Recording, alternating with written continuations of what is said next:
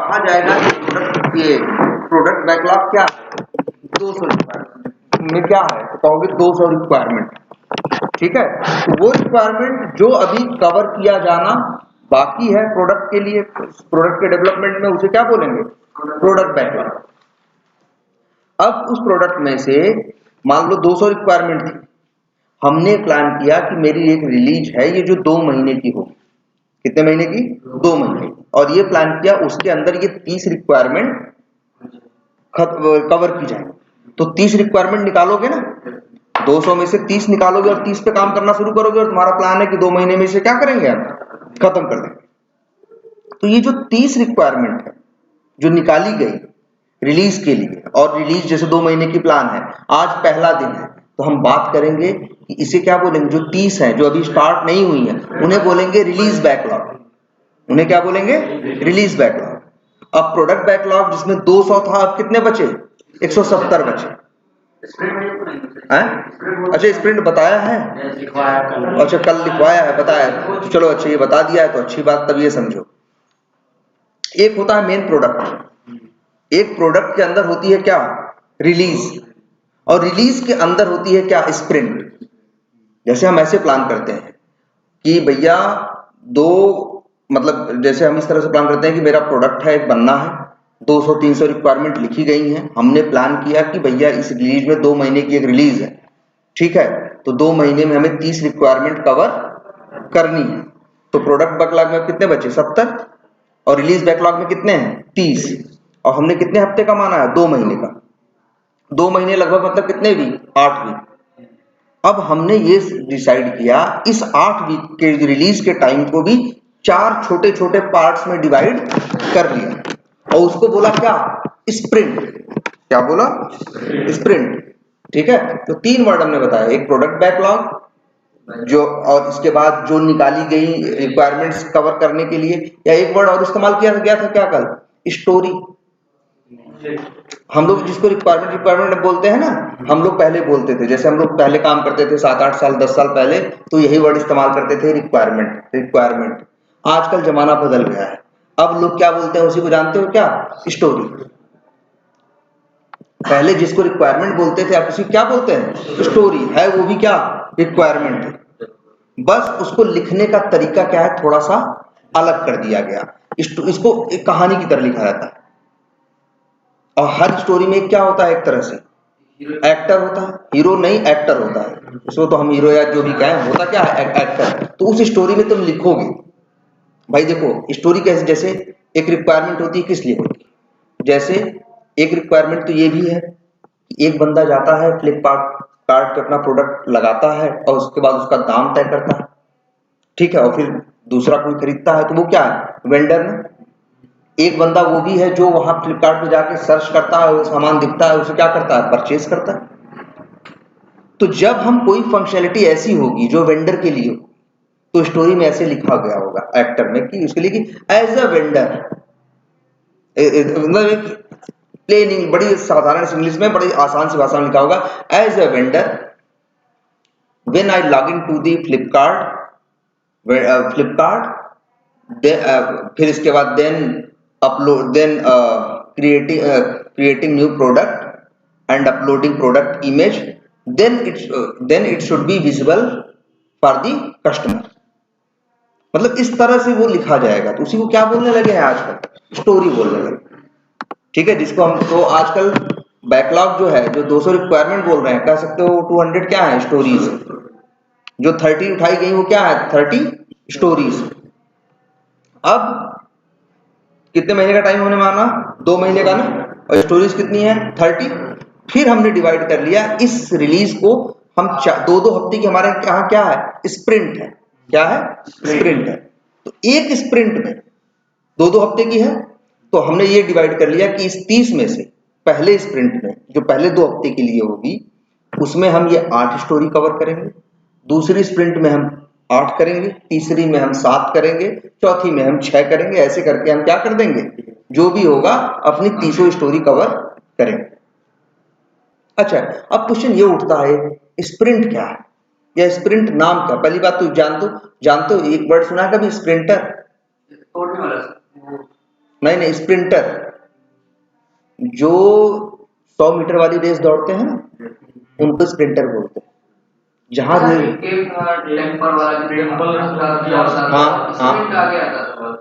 उसमें स्प्रिंट अगर आता होगा जो अब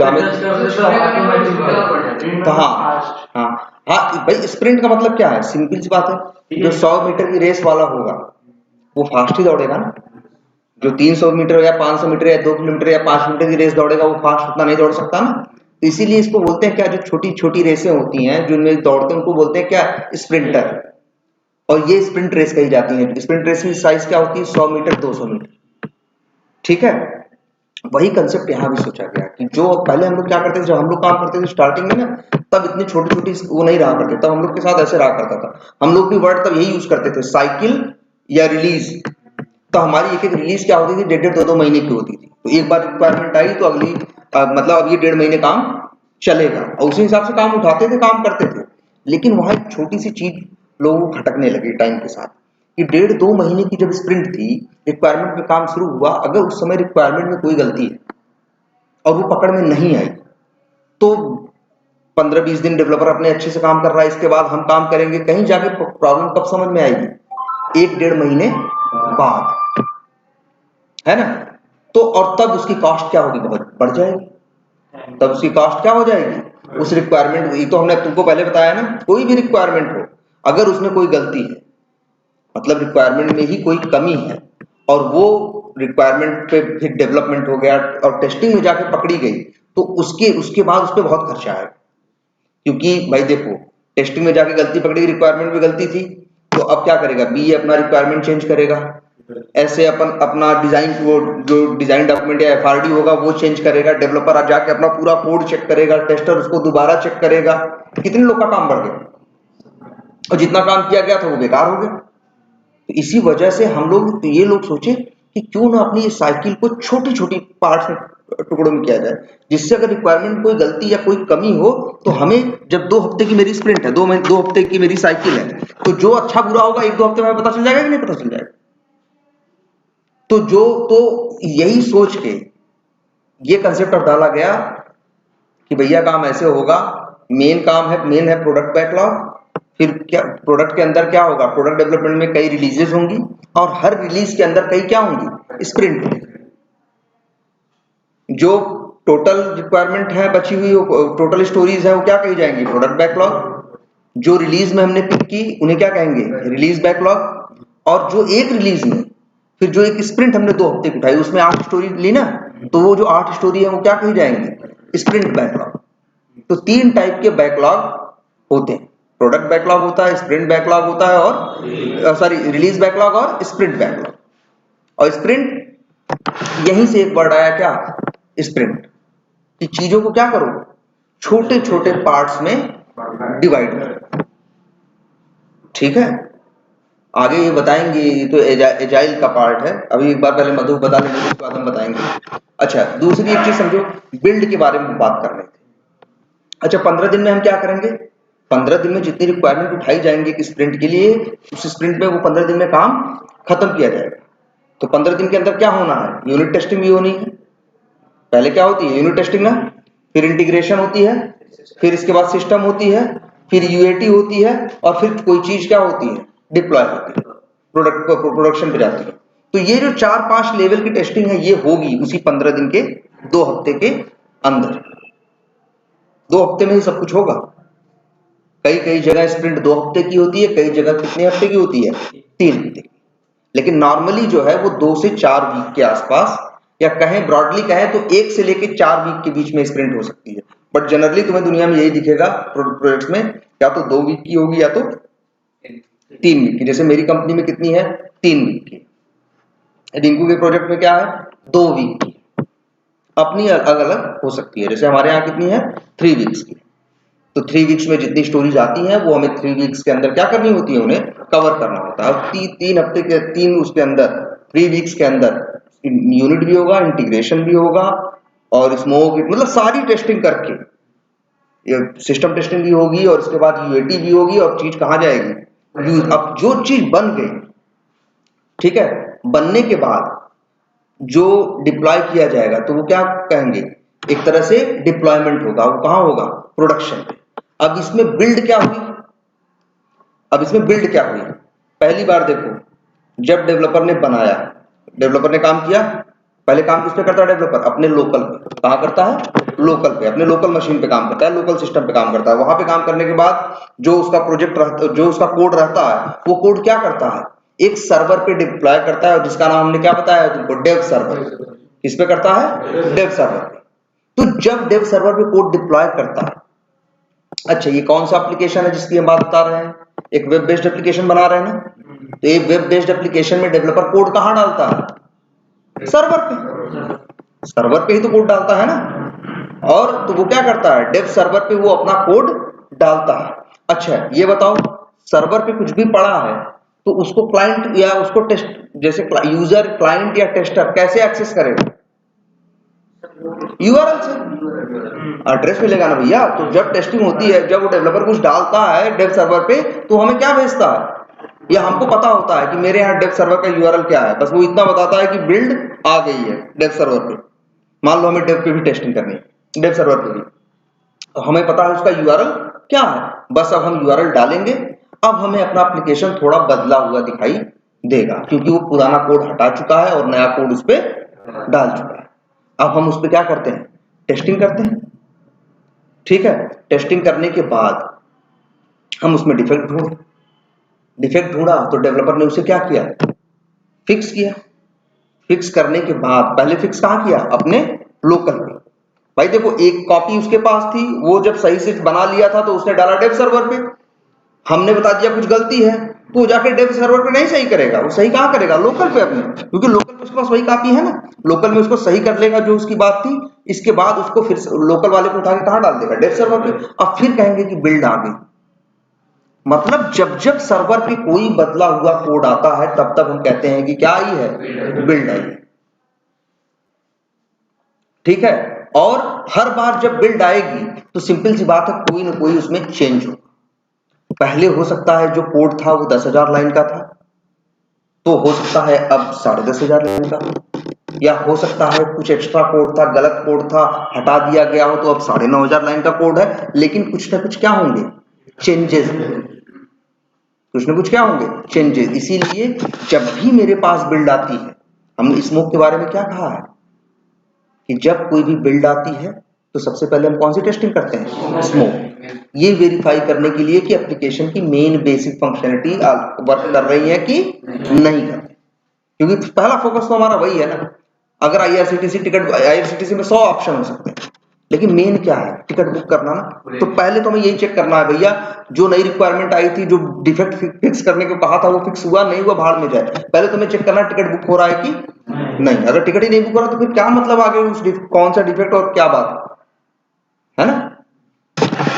तो एक चीज क्या हो गई? बिल्ड। तो बिल्ड समझ लेना क्या है। बिल्ड का मतलब क्या है? वो सर्वर पे कोड डालता है, पुराने कोड को हटा के नया कोड जब डालता है। और नया कोड डालेगा तो हो सकता है नए कोड में कोई नई फंक्शनैलिटी हो, या हो सकता है पुराने कोड की किसी फंक्शनैलिटी को बदला गया हो, नए, या तो हो सकता है उस एप्लीकेशन में कोई डिफेक्ट था उसे फिक्स किया गया हो। लेकिन कुछ भी करेगा तो कुछ लाइनें या तो कोड में जोड़ेगा या तो कोड में घटाएगा, और जब उसे डालेगा सर्वर पे तो उसी को क्या कहेंगे हम? बिल्ड आ गई। हम इसीलिए वर्ड इस्तेमाल करते हैं कई बार, व्हेन बिल्ड कम्स, मतलब जब बिल्ड आती है।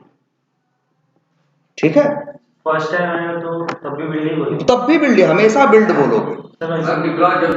जब जब किसी सर्वर पे कोई चीज आएगी, कुछ चेंजेस होंगे, तो हम कहेंगे बिल्ड आई है, नई बिल्ड आई है। और याद रखना, हर बिल्ड का एक नंबर होगा। जैसे मान लो ये मेरा है तो ऐसे नाम होगा उसका। जैसे मान लो ये तीसरी रिलीज है, ये मान लो क्या है? तीसरी रिलीज है, उसमें दूसरी स्प्रिंट है ना, ऐसे रहेगा। दूसरी स्प्रिंट में पहली बार बिल्ड आई तो उसका ऐसे कुछ नाम रहेगा, 3.2.01, ठीक है, या 2.1। अब क्या हुआ फिर? वो बिल्ड आई, हमने डेवलपर के बंदों ने ही क्या किया? उस पर यूनिट और इंटीग्रेशन टेस्टिंग मान लो की डेव सर्वर पे। करने के बाद उन लोगों ने कुछ डिफेक्ट डाले, तो जिसने बनाया था वो क्या करेगा? फिक्स करेगा ना। अब जब वो फिक्स करेगा और डालेगा तो अब बिल्ड क्या हो जाएगी 1.1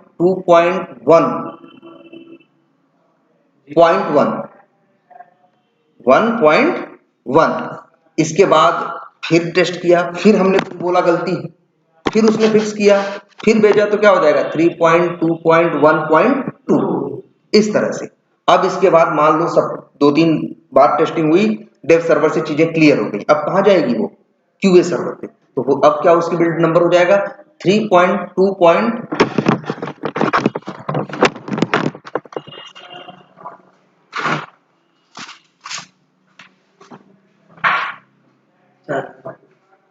अब क्या हो जाएगा उसका, जैसे मान लो डेव सर्वर पे जब जाता है तो उसको कहते हैं 1, क्यूए पे जाता है उसको क्या बोलते हैं 2, तो हो जाएगा अब शुरू, अब क्या हो गया 3.2.2, हाँ पहले 3.2.1 थी, फिर 1.1, फिर 1.2, 1.3 डेव सर्वर पे प्रूव हुआ, फिर अब क्या हो गई 3.2.2। इस तरह से क्यों करते हैं, इस तरह से करने पे हमारे लिए चीजों को ट्रैक करना क्या हो जाता है, आसान हो जाता है। हम नाम देख के नंबर देख के फट से पहचान जाते हैं ये बिल्ड कब, तुरंत समझ जाएंगे अरे यार तो तीसरे रिलीज की, दूसरे स्प्रिंट की, फलाने सर्वर की बात कर रहे हैं, ठीक है। तो हम लोग इस तरह इसको क्या बोलते हैं, इसको बोलते हैं वर्जनिंग। क्या वर्जनिंग, VERSION।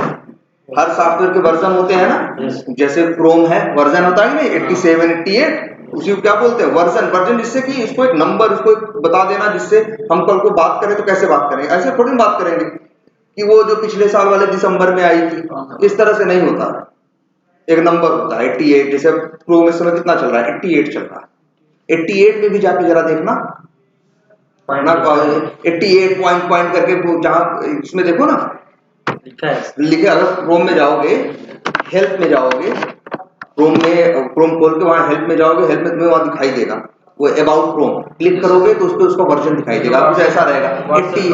हाँ व्हाट्सएप पे रहता, हर एक सॉफ्टवेयर का क्या होता है एक वर्जन होता है।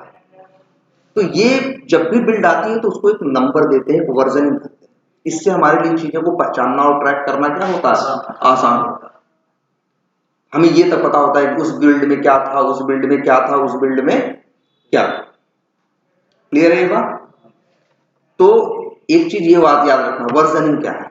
इवन कोई भी चीज हो, जैसे तुम टेस्ट केस हो, हमने बताया ना एक वर्ड टेस्ट प्लान हम बनाते हैं, जब हम पहली बार बनाएंगे तो उसका वर्जन 1 रखते हैं, हम उसका वॉक थ्रू देंगे ना, टीम के सारे लोग बैठेंगे सुनेंगे मेरे टेस्ट प्लान में क्या है क्या नहीं, बी अपनी तरफ से इनपुट देगा कि भैया तुम देखो ये चीज नहीं टेस्ट कर रहे हो, ये चीज छोड़ दे रहे हो, ये चीज एक्स्ट्रा टेस्ट कर रहे हो, इसको टेस्ट करने की जरूरत नहीं, तू बताएगा ना, अपने फीडबैक देगा या अपना इनपुट देगा, हम क्या करेंगे उसको फिर सही करेंगे। सही करने के बाद अब भेजेंगे तो हम उसी डॉक्यूमेंट में लिखेंगे पहले वर्जन 1.0 था, अब वर्जन क्या है इसका 2.0 या 1.1 है, जिससे ये पता चलता है कि भैया ये पुराना वाला डॉक्यूमेंट है, ये नया वाला। अब ऐसा नहीं कि सबको वही है, पता चला टेस्ट प्लान में या रिक्वायरमेंट में 5 बार चेंजेस हुए, तो कैसे ये ट्रैक करोगी कब किस चेंज के बाद रिक्वायरमेंट कैसी थी, या टेस्ट केस कैसे थे, या टेस्ट प्लान कैसा था। तो इसीलिए सबको नंबरिंग, और नंबरिंग भी क्रम से, ऐसा नहीं दूसरे को नंबर 3 दे दें और तीसरे को नंबर 2 दे दें, मतलब एक क्रम से, जिससे हमारे लिए ट्रैक करना क्या हो उसका आसान। तो एक वर्जन, एक चीज याद रखना, क्या वर्जन, हर बिल्ड में उसके वर्जन की डिटेल हो, हर बिल्ड के अंदर जाके देखोगे तो उसमें वर्जन की डिटेल होगी जरूर। सबसे पहले हम लोग वर्जन देखेंगे कि वही है जो, हाँ ये भी है, ये भी है, हमें देखना चाहिए, ठीक है। अच्छा एक चीज ये तो चलो ये एक आइडिया हुआ, एक दूसरी चीज क्या होती है, एक बिल्ड हुआ तुम्हें और एक दूसरा किसका वर्जन, एक तीसरी चीज और एक वर्ड आएगा रिक्वायरमेंट फ्रीजिंग, पहली चीज। और दूसरी चीज पहले इस पे देखो, एक वर्ड सुना होगा कि एप्लीकेशन स्टेबल है।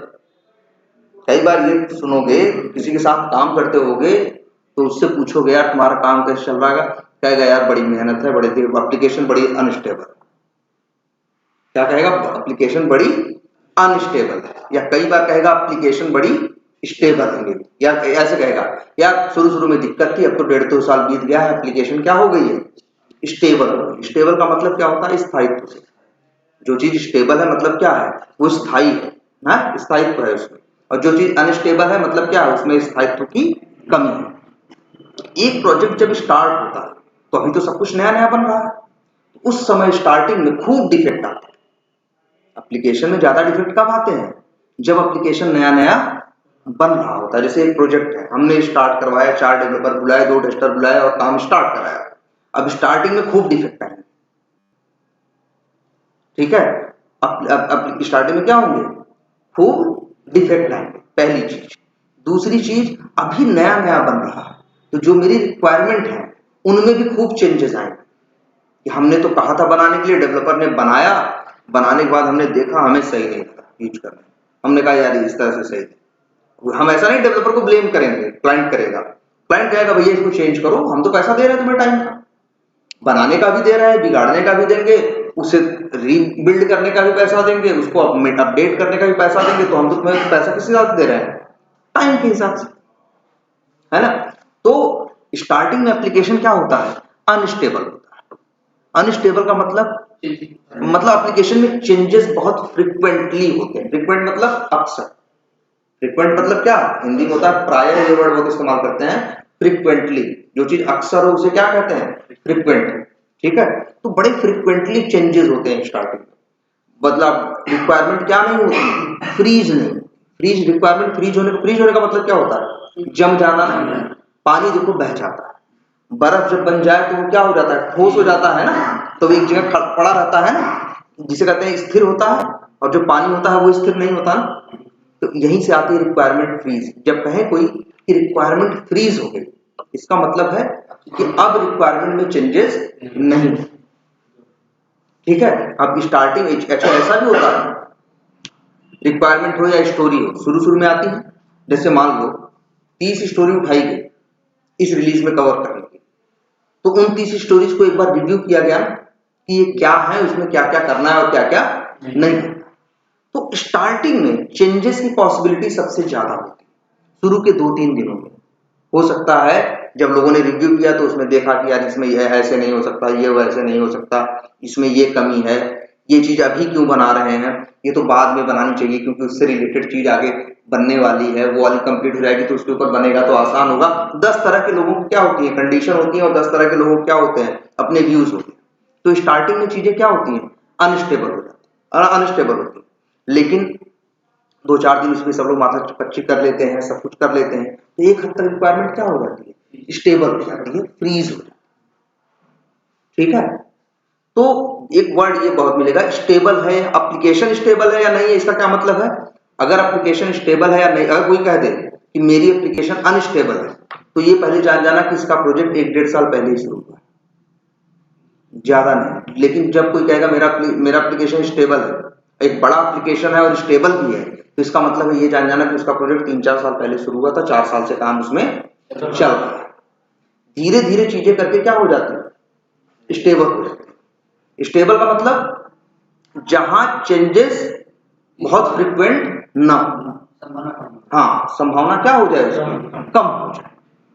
तो जब अपनी, और स्टेबिलिटी का एक और वो क्या है, नया नया बंदा। अच्छा तुम लोगों ने एक चीज ये भी देखी हो, तुमने कभी ये सोचा है, क्रोम बनता है 87 के बाद 88 आता है, 88 के बाद 89 आएगा, तुम्हें कोई अंतर दिखता है, नहीं ना, तुम्हें कोई खास अंतर नहीं दिखता।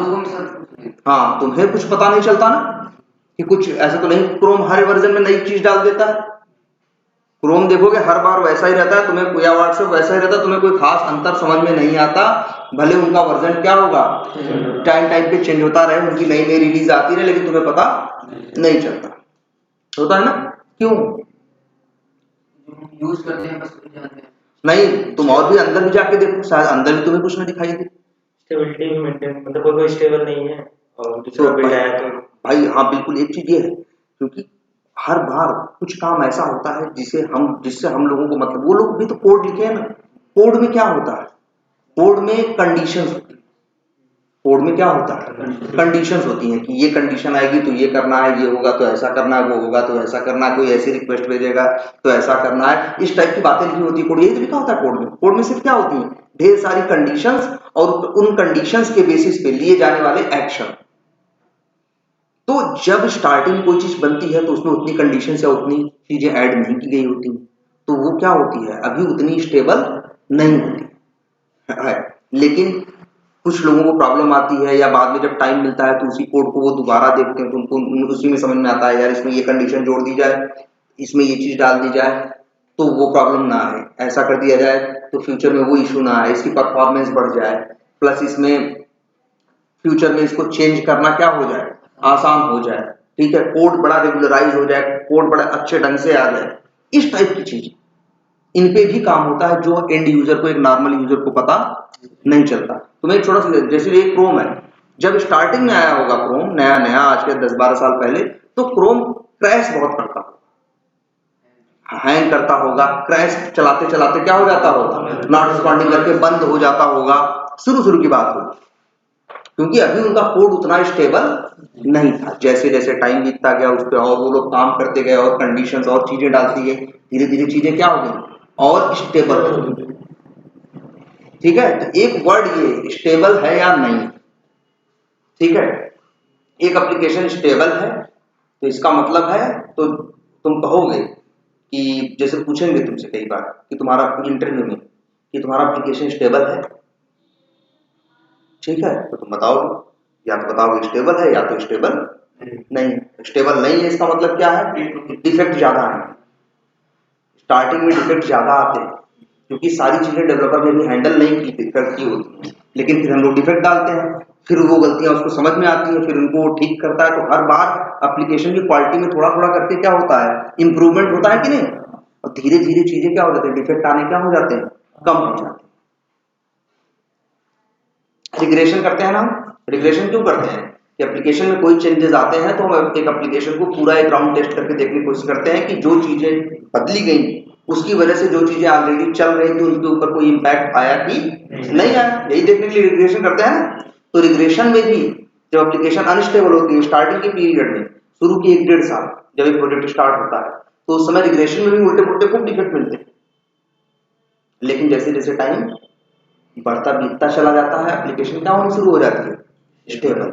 भाई जो जो डिफेक्ट ढूंढ के करते जाते हो तो डेवलपर उसको देखता है, कोड में पीछे जाता है, वो चीजें ठीक करता है, वहां ठीक करने के टाइम उसे कुछ और गड़बड़ दिखा जो कि अभी टेस्टर ने नहीं पकड़ा है, या आगे उस भी डेवलपर को समझ में आया कि ये चीज अभी तो चल रही है लेकिन आगे इशू क्रिएट कर सकती है, तो वो चीजें भी डेवलपर क्या करता है, सही करना स्टार्ट करता है। तो धीरे धीरे करके इंप्रूव होना एप्लीकेशन शुरू हो जाता है और एप्लीकेशन के एक टाइम के बाद क्या हो जाता है, स्टेबल हो जाता है।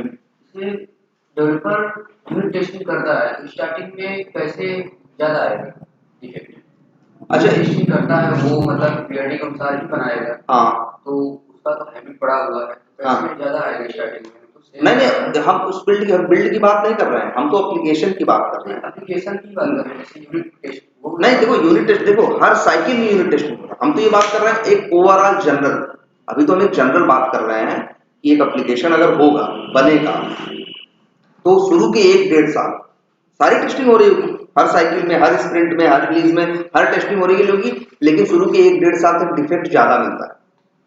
क्यों, क्योंकि एप्लीकेशन स्टेबल नहीं होता। अब स्टेबल न होने का कारण क्या है, भाई डेवलपर भी तो कोड लिख रहा है, और ऐसा भी नहीं है कि जो डेवलपर कोड लिख रहा है तो भैया उसको भी तो टाइम लिमिटेड दिया जाता है, जैसे तुम्हें टेस्टिंग के लिए तुम्हारे पास लिमिटेड टाइम होता है वैसे डेवलपर के पास भी क्या क्या होता है, लिमिटेड टाइम, उसे भी 3 दिन के अंदर वो चीज करके देनी, तो उसको भी आप 3 दिन में जब वो करके देता है तो कई बार क्या हो जाती है, कुछ चीजें उससे मिस हो जाती हैं, कुछ मिस हो जाती हैं, कुछ गलत हो जाती हैं, कुछ छूट जाती है, दुनिया भर की बातें होती है, एकदम उसकी हैबिट में है, सब कुछ है, कई बार रिक्वायरमेंट में जो लिखा है और उसके समझने में फर्क आ जाता है, तरह तरह के इश्यूज आ सकते हैं। ठीक है, तो स्टार्टिंग में इवन जैसे जब डेवलपर शुरू में टेस्ट करेगा, यूनिट टेस्ट, देखो यूनिट टेस्टिंग में भी डिफेक्ट आते हैं लेकिन कम आते हैं, क्यों, क्योंकि यूनिट टेस्टिंग अक्सर कौन डिजाइन करता है, डेवलपर, तो उसी ने बनाया है, उसी ने अपना टेस्ट भी डिजाइन किया है, तो उसे ज्यादा डिफेक्ट नहीं मिलेंगे, उससे ज्यादा डिफेक्ट नहीं मिलेंगे, क्योंकि भाई वो डेवलप उसी ने टेस्ट करने के लिए लिखा है, क्या तो उस बनाने के साथ उसने टेस्ट करने का लिखा है, तो उसमें डिफेक्ट उसको मिलते हैं अक्सर कम ही है, लेकिन यूनिट टेस्टिंग भी वो लोग करते हैं। और यूनिट टेस्टिंग जानते हो कैसे होती है, कोड के थ्रू होती है, किसके थ्रू होती है, कोड के थ्रू। कैसे, अच्छा बताते हैं यूनिट टेस्टिंग में होता क्या है, हर काम करने के लिए डेवलपर कोड लिखता है ना। तो जैसे मान लो 4 लाइन का कोड उसने कोई काम करने के लिए लिखा, तो उसे टेस्ट करना होगा ना ये कोड सही है या नहीं। तो कैसे करता है मालूम है, एक दूसरा कोड लिखता है, उस कोड के अंदर वो 4 लाइन का कोड कॉल कर लेता है। 4 लाइन के कोड को क्या करता है, वहां पे कॉल कर लेता है और वो इनपुट भेजता है और आउटपुट देखता है। अगर सही इनपुट पे सही आउटपुट आ रहा है तो मतलब वो जो कोड है 4 लाइन वाला लिखा गया वो क्या है, सही है। और अगर सही इनपुट पे गलत आउटपुट आ रहा है या गलत इनपुट पे सही आउटपुट आ रहा है तो इसका मतलब है ये क्या है, गलत। तो चलो यूनिट टेस्टिंग है, वो यूनिट टेस्टिंग जब कोड देखोगे तो ज्यादा समझ में आएगा, जब कोडिंग के बारे में थोड़ा आइडिया, ठीक है। और रिक्वायरमेंट फ्रीज करना, फ्रीज होना, अगर कोई कहे रिक्वायरमेंट फ्रीज हो गई तो इसका मतलब है अब हमें इसके ऊपर प्रॉपर काम करना स्टार्ट कर देना है, अब इसमें चेंजेस की पॉसिबिलिटी नहीं है या बहुत कम है। भाई बदल तो कुछ भी सकता है, जो पैसा लगा रहा है वो जो बोलेगा वो कहेगा वो तो हम करेंगे, ठीक है। और अच्छी एक बात समझो, जैसे एक रिक्वायरमेंट, मान लो एक स्प्रिंट में हमने 6 स्टोरीज उठाई, 8 स्टोरीज, और 8 पे काम हुआ काम। 8 पे काम करने के बाद अगली स्प्रिंट स्टार्ट हुई, तो जानते हो तो ये जो पिछली स्प्रिंट थी जिसमें 8 स्टोरीज पे काम हुआ, क्या वो स्टेबल हो गई? अभी स्टेबल नहीं।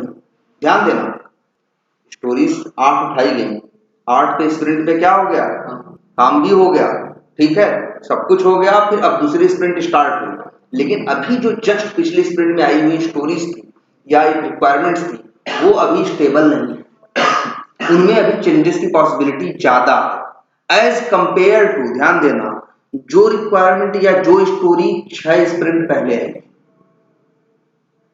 मान लो 20 स्प्रिंट बीत चुकी, एक स्टोरी ऐसी है जो पिछले स्प्रिंट, 6 स्टोरीज ऐसी हैं जो पिछले स्प्रिंट में आई, बहुत सी स्टोरी ऐसी हैं जो कब आई थी, 10 स्टोरी या 6 स्प्रिंट पहले आई थी। तो जो 6 स्प्रिंट पहले आई थी जिनमें अभी तक कोई चेंजेस नहीं आए, वो एक हद तक क्या हो गई है, स्टेबल। जो चीज नई रहती है उसमें वो उतनी ज्यादा अनस्टेबल होती है, और जो चीज जितनी ज्यादा पुरानी हो जाती है वो उतनी ज्यादा क्या हो जाती है, स्टेबल। अभी तो मैनुअल टेस्टिंग तुम्हें बताया जा रहा है ना, मैनुअल टेस्टिंग, और इसके बाद एक वर्ड आता है क्या, ऑटोमेशन टेस्टिंग ना। एक मैनुअल और दूसरा क्या, ऑटोमेशन। जानते हो एक मैनुअल टेस्टर को मैनुअल टेस्ट केस लिखने में कितना टाइम लगता है, ऑन एवरेज 15 मिनट या 20 मिनट, या मान के चलो कितना, आधा घंटा। कितने देर में लिखता है वो, आधे घंटे में, या 20 मिनट या आधे घंटे मान के एक टेस्ट केस लिखने में। एक बड़ा टेस्ट केस लिखा उसने, थोड़ा मीडियम साइज का, तो उसने कितना टाइम लिया, हाफ एन आवर। लेकिन अगर हमें वही चीज तुम ऑटोमेट करने के लिए दोगे, हम कितना टाइम लेंगे, एक दिन लेंगे। कितना लेंगे, एक दिन। वो आधा घंटा ले रहा है, हम पता चला उससे हम 8 घंटे मांग रहे हैं, हम उससे कितना ज्यादा टाइम ले रहे हैं, 16 गुना ज्यादा टाइम की डिमांड कर रहे हैं कि नहीं, कर रहे हैं कि नहीं। तो एक ध्यान से इस बात को समझना, मान लो एक स्प्रिंट स्टार्ट, मैनुअल टेस्टर ने रिक्वायरमेंट पढ़ी और मैनुअल टेस्ट केस लिखी, हम है ऑटोमेशन वाले, तो हमें उसे क्या करना है, ऑटोमेट करना है। भाई मैनुअल टेस्टर क्या करेगा, टेस्ट केस लिखेगा और मैनुअल टेस्टिंग करेगा, हम क्या करेंगे, उसको ऑटोमेट करेंगे, मतलब ऑटोमेशन की स्क्रिप्ट बनाएंगे, और मेरी वो स्क्रिप्ट क्या करेगी, उसी चीज को कैसे टेस्ट करेगी, ऑटोमेटिकली, ठीक है। तो एक स्प्रिंट शुरू हुई, मैनुअल टेस्ट पहली स्टोरीज पढ़ी मैनुअल टेस्टर ने और उसने टेस्ट केस लिख दिया, तो क्या हमें ऑटोमेशन करना स्टार्ट करना चाहिए या नहीं? स्टार्टिंग में तो नहीं सर, लेकिन बाद में रिग्रेशन करते हो। स्टार्टिंग में क्यों नहीं, ज्यादा प्रॉब्लम स्टेबल नहीं है तो उससे क्या इशू।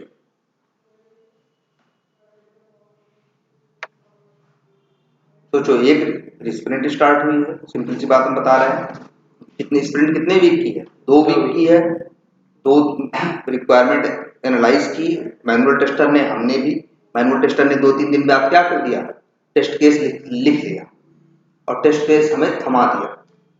तो क्या हमें उसको टेस्ट केस को ऑटोमेशन करना चाहिए?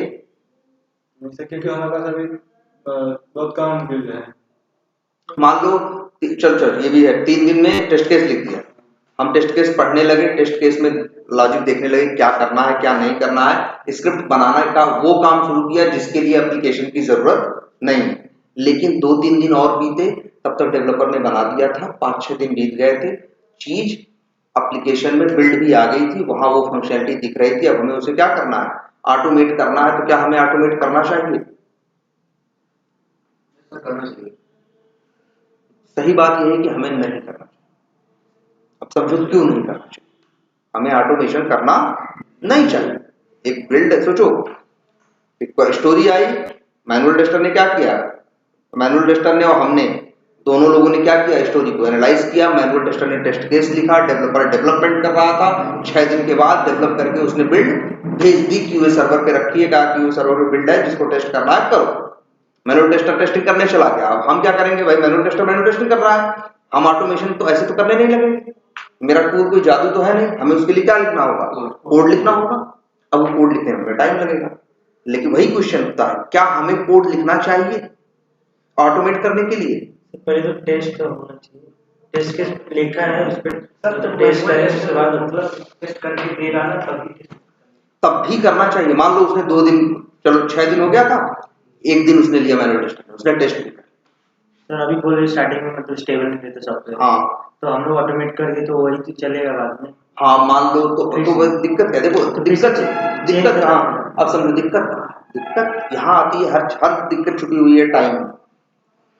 डेवलपर ने क्या किया, हमने क्या बताया, जब रिक्वायरमेंट कोई या स्टोरी नई आती है तो वो अनस्टेबल होती है, या चेंजेस की पॉसिबिलिटी उसमें सबसे क्या होती है, ज्यादा। मैनुअल टेस्टर ने टेस्ट केस लिख दिया, बनाया, सब कुछ किया, इसके बाद क्या हुआ, उसने टेस्ट करके वो और टेस्ट करके देखा। बाद में क्या हुआ, रिक्वायरमेंट में थोड़े से क्या आ गए, चेंजेस। तो मैनुअल टेस्टर को कितना टाइम लगेगा अपने टेस्ट केस को अपडेट करने में? 15 मिनट। आधे घंटे में उसने लिखा था नया, कुछ एप्लीकेशन में अगर बदलाव आए या रिक्वायरमेंट में कुछ चेंजेस आए तो वो भी क्या करेगा, अपने टेस्ट केस को क्या करेगा, अपडेट करेगा ना। तो वो अपडेट करने में कितना टाइम लगाएगा, 10 मिनट। लेकिन जरा सोचो, अगर उसी रिक्वायरमेंट या उसी स्टोरी को ऑटोमेशन वाले ने उठा लिया होता, किसके लिए, ऑटोमेशन के लिए, तो पहले वो 8 घंटा लगा के उसको बनाता, पहले अपने 8 घंटे डालता, फिर उसमें क्या आ गए, चेंजेस हो गए। मैनुअल टेस्टर तो इंग्लिश में लिखता है ना, लेकिन हम इंग्लिश में तो नहीं लिखते, हम तो कोड में लिखते हैं। वो चीज तो 10 मिनट में फट से बदल लेगा कि दिस नहीं दैट कर दो, ये नहीं वो कर दो, ये लाइन हटा दो, वो लाइन जोड़ दो, वो तो 15 मिनट में कर देगा। लेकिन हमसे कहोगे कि अब भैया इतने चेंजेस आ गए, तो हम कहेंगे 8 घंटा उसमें लगा था ना, 5 घंटा और लगेगा। तो हम कितना घंटा मांग रहे हैं, तो टोटल 13 घंटे, 14 घंटा मांग रहे हैं। और मैनुअल टेस्टर क्या कह रहा है, आधे घंटे पहली बार में चेंज करने के लिए बोलोगे 15 मिनट और देना, पौने घंटे में तुम्हारा कर देंगे। क्या ऑटोमेशन वाले जो जॉब लगता है तो 5-6 साल प्रोजेक्ट होने के बाद पुराने भी कि नए भी हो पाए?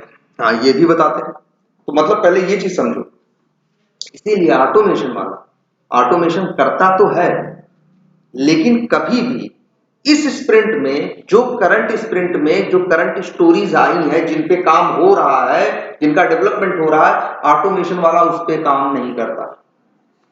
वो काम करता है जो 4 स्प्रिंट पहले जो स्टोरी आई थी, वो उसको ऑटोमेट करता है। अब तुम सोचोगे कि 4 स्प्रिंट तो करंट ये चल रही है, क्लाइंट के पास तो ये जाएगी, और ये ऑटोमेशन वाला है जो ये 4 या 6 या 8 स्प्रिंट पहले की स्टोरी ऑटोमेट क्यों कर रहा है? तो भैया जो 8 स्प्रिंट पहले आया था वही तो अब करंट स्प्रिंट के लिए रिग्रेशन है।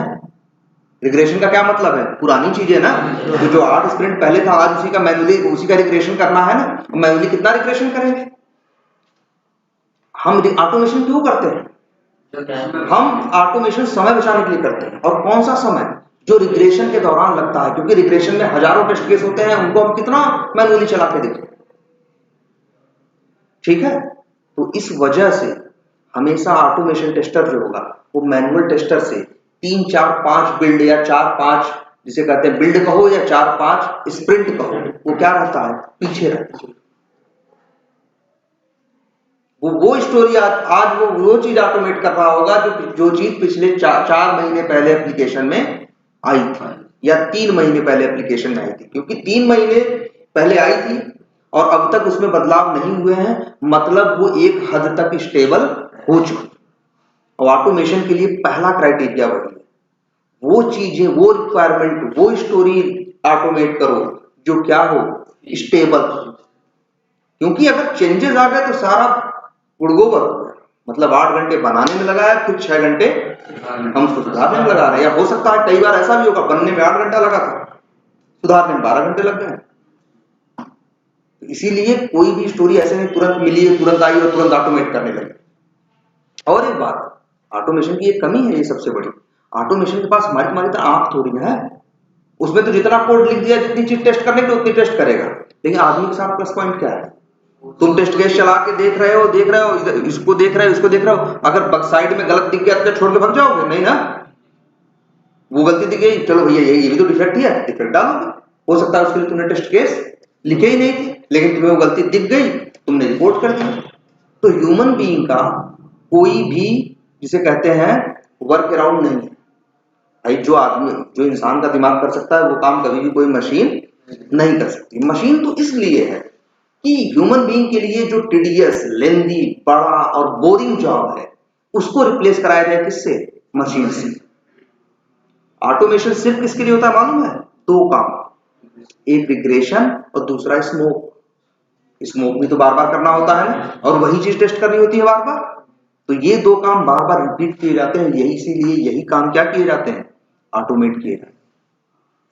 और बाकी जो सिस्टम टेस्टिंग है, जब नई करंट फंक्शनलिटी आएगी तो सबसे पहले क्या होगा?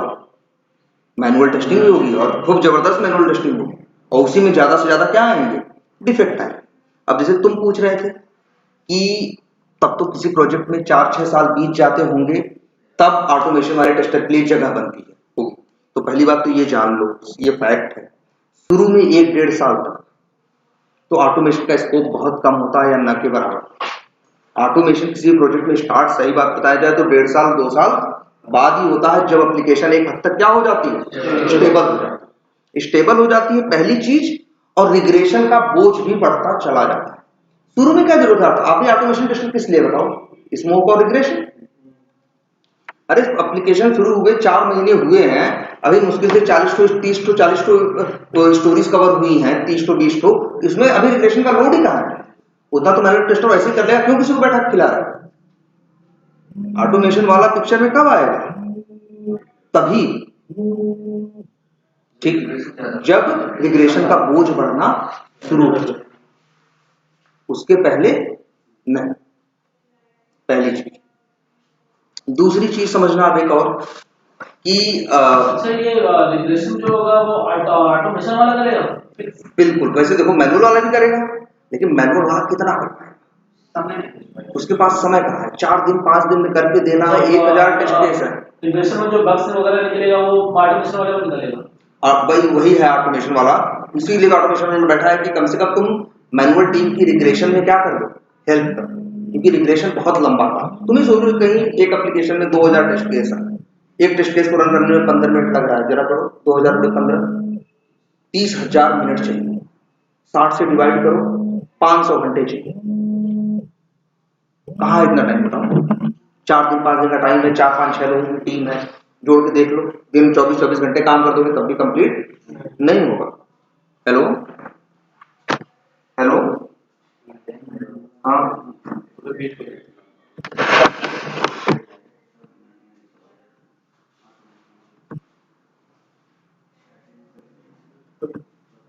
क्या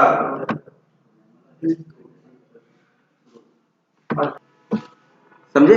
अच्छा, तब लेकिन तब देखो, इसीलिए ऑटोमेशन टेस्टर होने का बेनिफिट क्या है कि कम समय तो बचता है। एक ऑटोमेशन टेस्टर मैनुअल टेस्टिंग आराम से कर लेता है। तो तुमको उसी प्रोजेक्ट में हायर करेंगे, स्टार्टिंग में तुम ही से करवाएंगे क्या? मैनुअल, और तुम ही से बोलेंगे भी। आजकल ऐसी जॉब बहुत आती है, तुमसे बोलेंगे, कहोगे, देखा कहेंगे ऑटोमेशन प्रोफाइल है, लेकिन कहेंगे वो तुरंत कि भैया 70-30 का रेशियो है। मतलब 70% ऑटोमेशन रहेगा और 30% क्या रहेगा? मैनुअल। वो ये कह देंगे कि भैया देखो आपको मैनुअल ऑटोमेशन दोनों करना होगा। तो स्टार्टिंग में आप ही क्या करोगे? मैनुअल करोगे, और बाद में जब एप्लीकेशन वो हो जाएगा, स्टेबल हो जाएगा, तो तुम ही क्या करोगे? ऑटोमेशन भी करो। सैलरी तो अलग अलग ना ना, कौन कह रहा है सैलरी अलग अलग?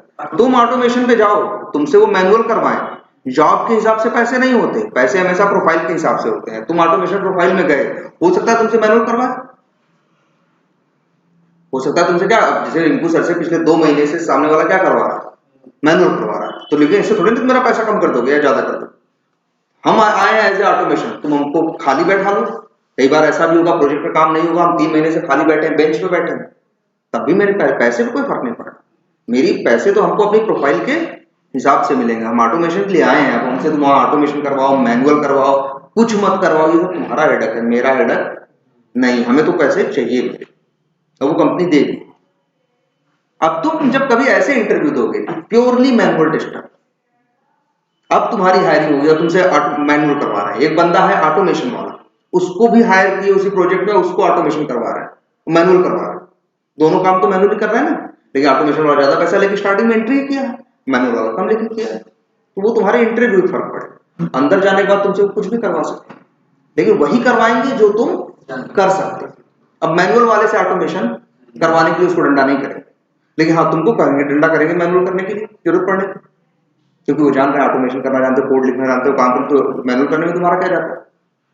वो तो आसान है, कुछ नहीं, बस टेस्ट केस लिखने हैं, टेस्ट केस पढ़ने हैं, चला के देखना, इतना। ये तो नॉर्मली कोई भी कर सकता है। उसके बाद जनरलेबिलिटी है नॉर्मल, ठीक है। इसलिए तो एक ऑटोमेशन होने, टेस्टर होने का यही बेनिफिट है कि तुम दोनों काम कर लेते हो, मैनुअल भी और ऑटोमेशन। और कई बार ऐसा होता है कई प्रोजेक्ट्स में कि शुरू में तुम इसे मैनुअल कराते हैं, और फिर जब मैनुअल से टाइम बचता है, फिर तुम इसे क्या करवाते हैं, ऑटोमेशन भी करवाते हैं।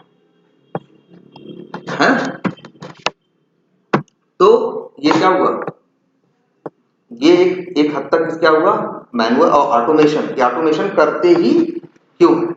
अच्छा एक क्वेश्चन और समझो, एक सिनेरियो।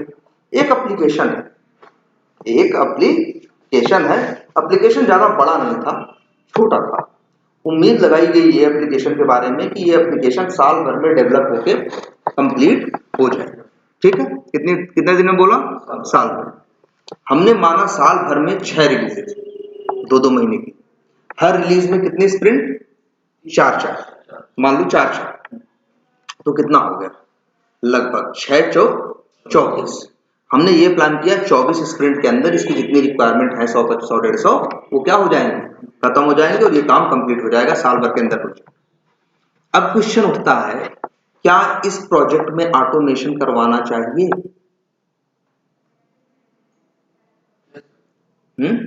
करवाना चाहिए। क्यों? स्टार्टिंग में तो मतलब ठीक रहेगा, उसके बाद वो बढ़ता चला जाएगा। लेकिन तुम्हें सोचो जरा, एक स्प्रिंट है, एक हमने क्या बोला, 1 साल का टाइम है, 6 रिलीजेज होंगी, हर रिलीज में कितनी स्प्रिंट होंगी, 4, तो 6-4-24, ठीक है। अब जरा ये जोड़ो, एक टेस्टर एक टेस्ट केस लिखता कितनी देर में, आधे घंटे में माना, और उससे जब कहते हो कि ये टेस्ट केस चला के टेस्ट करके जवाब दो, तो कहता है हमें भी टाइम लगेंगे कितना, 15 मिनट, ठीक है।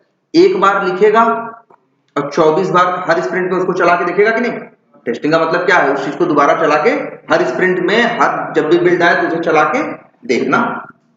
तो भैया वो 24 बार चलाएगा, हर बार 15 मिनट मांग रहा है टाइम, तो कितना टाइम मांग रहा है, लगभग 6 घंटा। लगभग कितना टाइम मांग रहा है, 6 घंटा मांग रहा है, क्योंकि देखो 24 गुणे 15 करो, लगभग 360 होगा, ठीक है, ऐसा कुछ होगा। तो लगभग वही 6 घंटे तुमसे वो मांग रहा है। 6 घंटे वो कह रहा है हमें एक टेस्ट केस के लिए चाहिए रन करने में 1 साल के दौरान, और आधे घंटे उसको क्या करने के लिए चाहिए, लिखने के लिए, कितना, 6.5 घंटे। अब जरा ऑटोमेशन वाले से बात करो, तो ऑटोमेशन वाला कहेगा हमको ये चीज बनाने में इसको 8 घंटा लगेगा। इसके बाद जब हर बार हम इसको ऑटोमेट करेंगे इस टेस्ट केस को, तो टाइम कितना लगेगा, 8 घंटा, और हर बार जब रन करेंगे तो टाइम लगेगा 5 घंटे। तो 8 घंटा तो पहले ऑटोमेशन वाला डिमांड कर रहा है ना। सर 6 महीने बाद मतलब वो आधे घंटे नहीं लगेगा वो लिखने या टेस्ट करने में। नहीं, आधे घंटे में रिग्रेशन नहीं, हम उसकी बात ही नहीं कर रहे टोटल की, हम बात कर रहे हैं एक सिंगल टेस्ट केस। एक टेस्ट केस, मान लो एक टेस्ट केस में कितना टाइम खर्चा होता है एक मैनुअल टेस्टर का, तो उसने बोला है हर बिल्ड में जब हम टेस्टिंग करेंगे तो कितने बार करेंगे, 1 बार करेंगे टेस्टिंग, तो हर बार 15 मिनट लेंगे, 24 बार हमें 15 मिनट चाहिए, तो कितना टाइम चाहिए? 360 मिनट, और आधे घंटे एक टेस्ट केस को हमें लिखने में चाहिए, तो एक टेस्ट केस में कितना टाइम खर्चा किया? 6.5 घंटे का।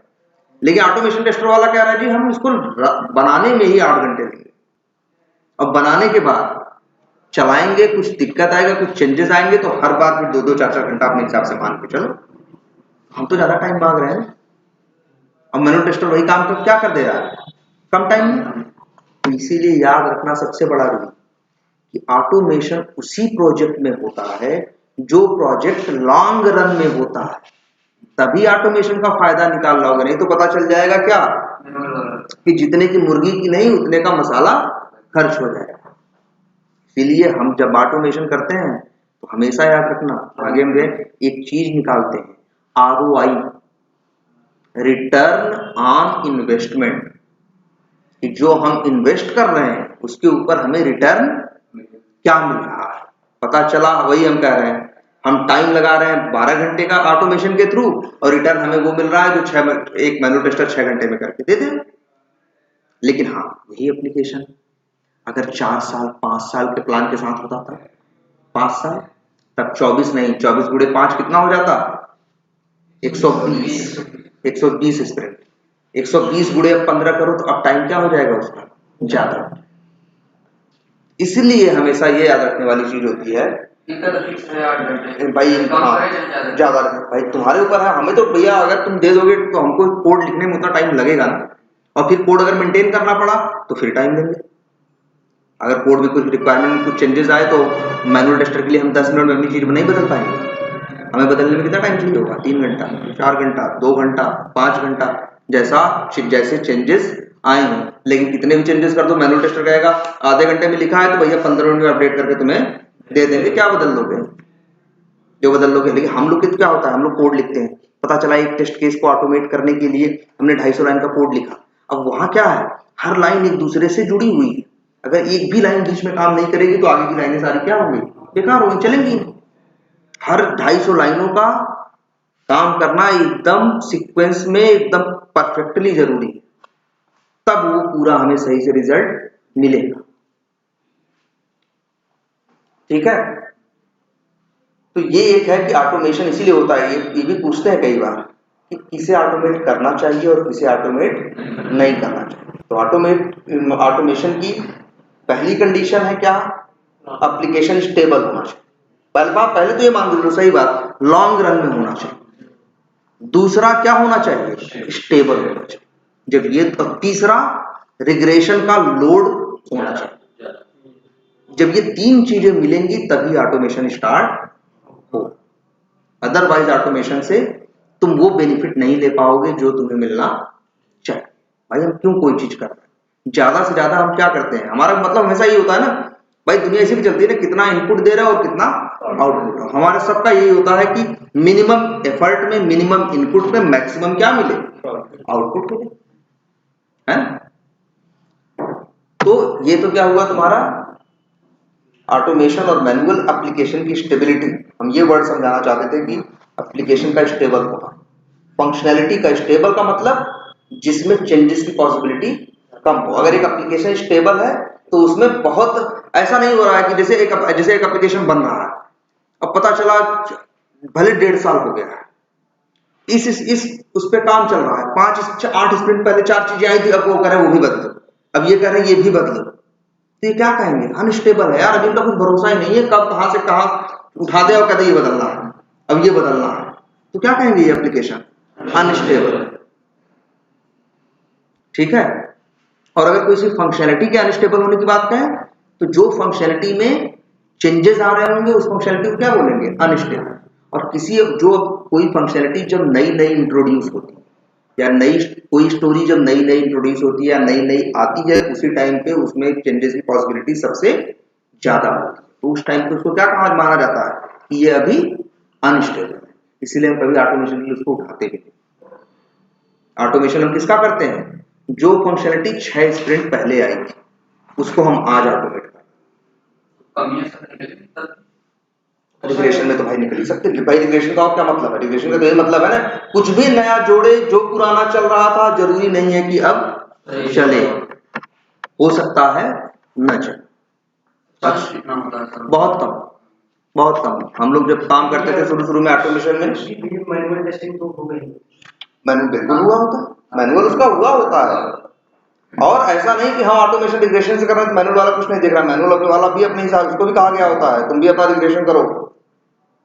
अब ऑटोमेशन तो जितना लिखा गया है सब कुछ जा जाके टेस्ट कर रहा, तुम भी अपना दिमाग दौड़ा के जितना इधर उधर हाथ पैर मार सकते हो देख लो, शायद कुछ चीज देखी जाए। रैंडम टेस्टिंग करेगा। हाँ रेंडमली करेगा, वो भी करेगा, लेकिन वो भी देखेगा शायद कुछ मिल जाए। क्योंकि भैया ये अब ये क्वेश्चन उठता है, हम लोग काम करते थे शुरू में, अब आज के 10-12 साल पहले तब ऑटोमेशन का इतना वो भी नहीं था, हम लोग कुछ कम बंदे ही ऑटोमेशन में रहा करते थे। हम लोग जब टीम में रहते थे तब वो तो हम लोग 7 लड़के रहते थे टेस्टर्स और मैनुअल टेस्टर दोस्त, तो चिढ़ाते थे ये साले सफेद हाथ हैं, मतलब डिफेक्ट हम ढूंढते हैं, काम हम करते हैं और साले पैसा ही ज्यादा लेते हैं। और सही बात थी, हम एक भी डिफेक्ट हमें नहीं मिलता, बहुत कम डिफेक्ट मिलते हैं हमें, बहुत कम मिलेंगे। सही बात है, क्योंकि वो चीजें ऑलरेडी टेस्टेड है ना भैया, डेवलपर टेस्टर उसको 8 बार टेस्ट कर चुका है पहले, या कई बार टेस्ट हो चुका है, तो उसमें डिफेक्ट मिलने के चांस तो कम है ही, नो डाउट कम है। तो फिर क्यों करते हैं ऑटोमेशन? क्योंकि ऑटोमेशन करने से हमको ये भरोसा हमारे अंदर डेवलप होता है कि कम से कम इतनी चीजें सही चल रही। जैसे मान लो जैसे हम लोग अपने ऑटोमेशन की बात करें, हमने अपने प्रोजेक्ट में लगभग हम लोग का ऑटोमेशन चलता है तो 14 घंटा लेता है, 15-16 घंटा के आसपास टाइम लेता है। तो शाम को 6 बजे चला देते हैं, दूसरे दिन 11-12-1 बजे तक रिजल्ट सुबह में देता है, 15-16 घंटे का टाइम हमसे लेता है, ठीक है। और लगभग 300 टेस्ट सिनेरियोज हैं बड़े, लगभग 300 सिनेरियोज बड़े बड़े हैं। तो उसके चलाने से होता क्या है, उसके चलाने से हमें ये कॉन्फिडेंस मिलता है कि कम से कम वो 300 कुछ गड़बड़ हो ना, हमें नहीं पता, लेकिन कम से कम वो 300 मेन चीजें हम भाई हर चीज हम किसके हिसाब से उठाते हैं, प्रायोरिटी के हिसाब से ना। हम ऑटोमेशन में ऐसा थोड़ी नहीं कुछ भी उठा लिया ऑटोमेशन करने के लिए। ऑटोमेशन में मेरे पास 50 काम है तो पहले उन्हें क्या करेंगे, हम उनकी प्रायोरिटी सेट करेंगे, इसे पहले करना है, इसके बाद करना है, इसके बाद करना है, इसके बाद करना है। हम पहले चीजों को क्या करते हैं, प्रायोरिटाइज करते हैं ना। तो हम कम से कम हमें ये भरोसा रहता है कि वो 300 जरूरी चीजें सही चल रही हैं, क्योंकि उनका ऑटोमेशन रन हुआ है और उसमें एक भी डिफेक्ट नहीं है।